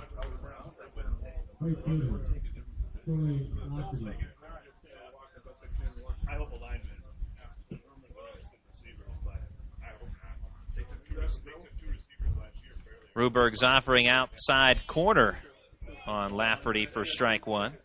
Lafferty's first at-bat of the day. He checked in back in the 7th inning.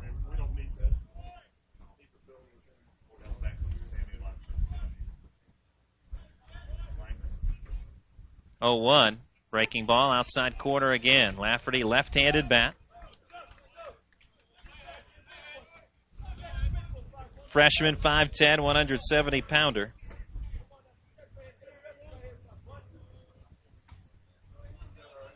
Ruberg stares down the runner at second, offers outside. Lafferty lays off. Lafferty, another product out of Moon Area High School for the Bethany Bison. Hails from Crescent, PA. Got a pipeline there. A couple of Moon players from Moon. And some good ones. 1-2. Roller to short. Handled by Wolfel. He'll flip to Gruber. Out at second, on to first, not in time.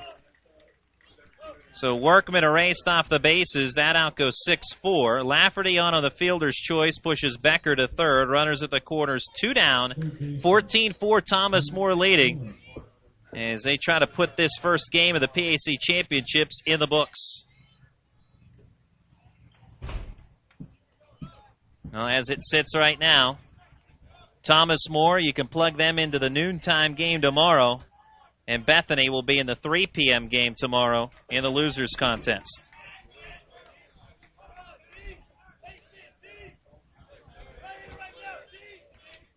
Yeah, 3 p.m. tomorrow is when the eliminations start. Every game from that point on will eliminate somebody from the tournament until perhaps the championship round, where the winner's bracket team that advances out of there will have to lose twice. Zach Miller, sac fly RBI. Back in the first inning. At that point, put Bethany ahead 1-0.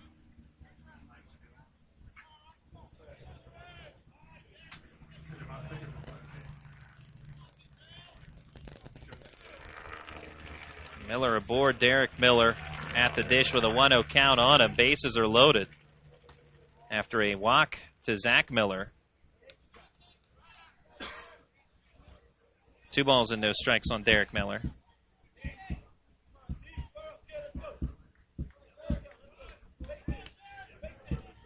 Ruberg with a 2-0 count on Derek Miller deals. That one a strike on the inside edge.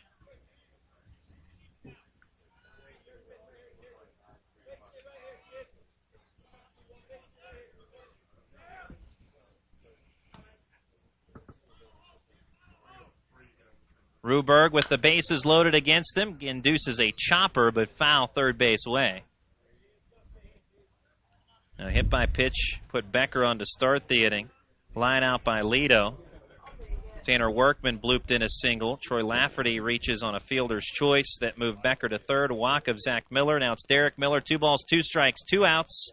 Bases loaded. 14-4. Thomas More shakes off one sign from Brad Popham. And now deals a breaking ball just off the outside corner. Ruberg desperately wanted that pitch to be a strike. Doesn't get the call. Hasn't had a whole lot of opportunity for called strikeouts today. I think one may have passed him by there. Umpire didn't have a whole lot of opportunities today to ring people up. Payoff pitch, carousel moving with 2 outs. It's fouled straight back.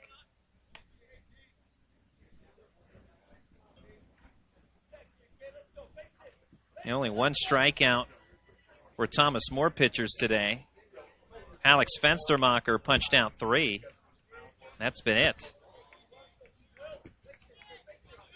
A couple of those were strikeouts looking. 3-2, low and in, ball 4. Bases loaded walk for Derek Miller. Keeps Bethany's hopes alive while it's a big mountain to climb. Adam Becker trots home on the free pass issued to Derek Miller. Miller, the RBI. Zach Miller to second. Troy Lafferty to third. Looks like we're going to have a mound visit to try and settle down Ruberg. Just 1 hit in the inning, I believe. Yeah, that's it. Yep. Single by Workman. A couple hit batters. Walk and a fielder's choice.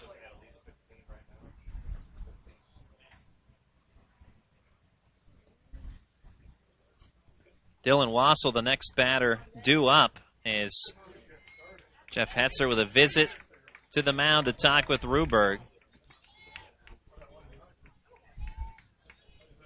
One of the members of Hetzer's coaching staff out for that visit.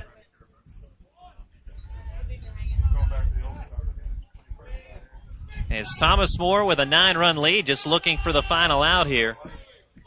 Base hit by Bethany would be huge. It's still, again, with a 9-run deficit, it's still a big mountain to climb, especially with 2 outs. You're up against the wall. First pitch a strike, Ruberg. 0-1. It's a high pop-up on the infield. Craig Heisen down the line, foul ground, makes the catch, and that's your ball game. The Thomas More Saints claim Game 1 of the PAC Baseball Championships. Your final score, Thomas More 14, Bethany 5. You're listening to the PAC Baseball Championships, brought to you by Sport Clips. When you are in need of fast, affordable, and professional voiceovers, contact Time Ad Productions. Time Ad Productions offers voice services for business presentations, documentary narrations, radio, television, imaging, and commercials, movie trailers, corporate phone systems, websites, audiobooks, and more.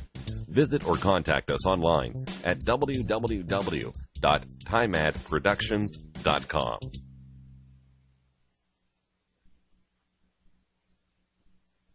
Vigigroup, a multifaceted graphic designs company that has been producing great designs since 1999, offering creative services like branding, new media, illustration, exhibitions, advertising, direct mail, and annual reports. Everything Vigigroup does is focused on producing outstanding design and service. For a design consultation, email Vigigroup at info@vigigroup.net. Good things come in small packages, and we do big things.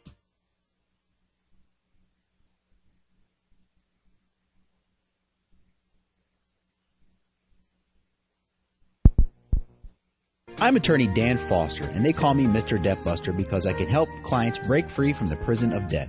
Whether from medical bills, credit cards, or foreclosure, my firm helps good, hardworking people who are going through tough times. We will stop the harassing phone calls and get you the relief you deserve. Give me a call at 877-673-3282 or visit MrDebtBuster.com and let's get a plan together to bust you out of debt. Foster Law Offices is a debt relief agency helping people file for relief under the U.S. Bankruptcy Code. Mr. Big's Sports Grill and Tap Room, Washington's premier sports restaurant, offering an all-day lunch and dinner menu featuring a wide variety of items, including Mr. Big's platter, ribs, boneless wings, and shrimp. Stop in and enjoy what's on any of their 25 HD TVs, or relax on the fully seated patio. Open 7 days a week from 11 a.m. till 2 a.m. with live entertainment every weekend. Located at 595 Racetrack Road off I-79 at exit 41, down from the Meadows. Mr. Big's.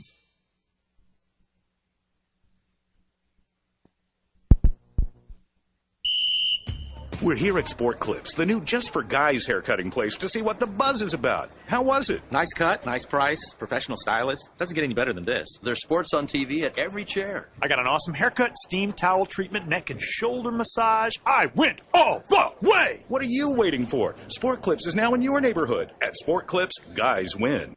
With 2 locations in Washington County, at the McMurray Shops in Peters Township and at Trinity Point in Washington. Yo, what's up? This is the Black Eyed Peas, and we're here for RAD, recording artists, actors, and athletes against drunk driving. Music is one of the most important things in our lives, but nothing is more important than life itself. So when you drink and drive, you're risking the life of yourself and the lives of everybody on the road. Don't plan to drive, just plan ahead. A public service message brought to you by the U.S. Department of Transportation, RAD, the National Association of Broadcasters, and the Ad Council.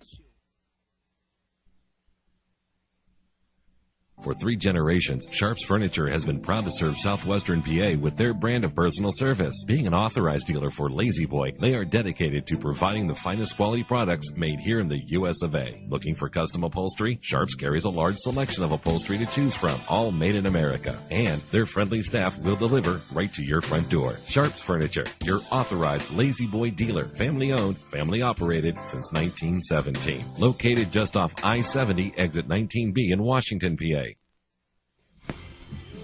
Welcome back to Ross Memorial Park. Game 1 of the PAC Baseball Championships is in the books. Thomas More defeating the Bethany Bison 14-4.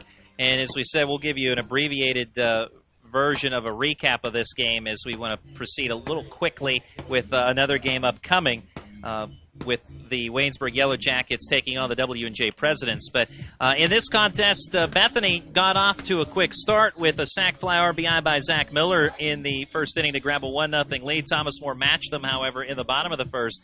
RBI double by Craig Heisen made it a 1-1 contest. Again, Bethany jumped out ahead in the second inning. Sac fly RBI by Zach Edmiston brought home Chris Cagle. It was 2-1 Bethany.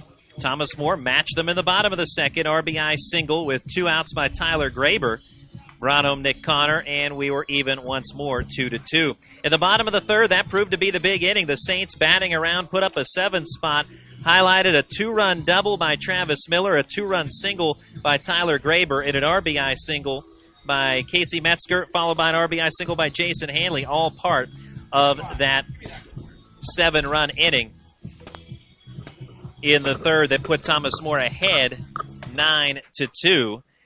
In the fifth inning, Thomas More added on to make it 12-2 Saints, as it was a sac fly RBI by Casey Metzger, an RBI ground out by Jason Handley, all part of that frame to help improve the Saints' lead. 12-2. The Bison chipping away in the sixth, coming up with a couple of runs, an RBI single by Chris Cagle, Adam Becker with a fielder's choice RBI ground ball, cut it to 12-4 at that point.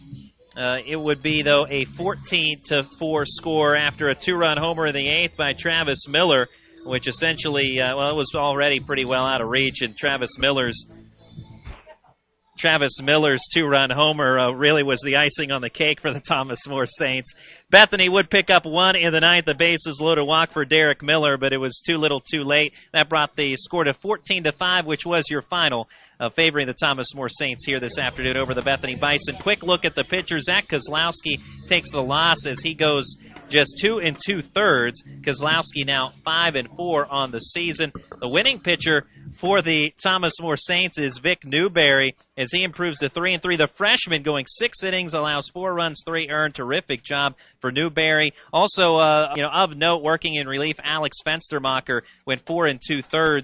And while, again, as we said, it was not going to result in a victory for Bethany, but it may benefit them down the road in Game 2, or if there is a Game 3 for the Bison. Good work by Fenstermacher. But Newberry and Fenstermacher certainly the pitchers of note today. Newberry the winner for the Thomas More Saints. Yeah, absolutely. And remember that, like you were saying, if Bethany continues on past, well, certainly they're going to continue on, but even the upcoming game, any subsequent games down the road, definitely save the bullpen, the admirable work done by Alex Fenstermacher, 4 2/3 innings of out of the bullpen just to save some arms it's always difficult and something you want to try and do, and it's always difficult to keep this game plan of saving your bullpen and having fresh arms because, first of all, you're at the end of the season where everyone is a little more taxed, obviously, than the beginning of the season, but playing 3, sometimes 4, sometimes 5 games in a span of 3 days is very, very difficult, very, very taxing on any pitching staff around the country. So good work by him to save Bethany's staff and to maybe have them in a position for tomorrow's games. 15-hit attack for the Thomas More Saints, 14 runs across the pay station. Thomas More improving to 21-17 overall. Bethany falls to 19-16. Time now to hand out our Mr. Big's big player of the game, and plenty to choose from the Thomas More lineup. But we will narrow it down to Tyler Graber, who goes 3 for 3 with 3 RBIs, 2 runs scored, also a sacrifice bunt to his credit, and he managed to reach on that sac bunt because of an throwing error on Alex Fenstermacher. So he reached 4 times, was not retired, scored a couple of runs. Not much more you can do out of the 9 spot of the batting order. I mean, that really goes to show, and Justin, you were talking about how potent this lineup is. How potent is it? Tyler Graber, our Mr. Big's big player of the game. Well, if you're 9-hitter, and if it's impossible to get your 9-hitter out, you have a very good lineup because that just helps flip the order even more often than it would already be. And being able to set the table out of the 9 spot, that basically acts like another leadoff guy down there when he's constantly getting on base. You can do so many things, steal, hit, and runs. Obviously, with the big early lead, Thomas More really didn't have to worry about trying to move runners up because they were hitting the ball all over the yard today and certainly taking advantage of Bethany miscues. But great job by them, and it really, coming into this tournament, Thomas More has one of the more potent lineups in the conference, up there with W&J. Different styles. Thomas more of a power team, and W&J is more of a gap-to-gap kind of team. But it'll be interesting, especially if W&J comes away with the win here today of that matchup. And certainly with 4 teams in the tournament, any matchup really is possible. But if Thomas More's already advancing. If W&J advances, I'll be really looking forward to that noon game tomorrow, the first one. Tomorrow we have 3 games starting at noon, 3, and 6 is the plan, and 1 more tonight with W&J warming up out here right now. So our Mr. Big's big player of the game, Tyler Graber, congratulations to him. And Mr. Big's Sports Grill and Tap Room, one of our new sponsors. And for those folks that might be on their way to the W&J game here this afternoon and evening, the Mr. Big Sports Grill, they are sponsoring not only our broadcast, but folks here in attendance can take their ticket or game program to the restaurant tonight or over the course of this tournament for a 10% discount on their check. So a big thank you to Mr. Biggs for that sponsorship as they are helping some of the folks that are out here in attendance. If you want something to eat after the game, go ahead to Mr. Biggs, 10% off your check. Well, that just about does it here from Ross Memorial Park for Game 1. The Thomas More Saints defeating the Bethany Bison 14-5, your final. And, again, our Mr. Biggs player of the game, Tyler Graber. So stay tuned. 6:15 scheduled start time. W&J taking on the Waynesburg University Yellow Jackets. That up next on the PAC Sports Network.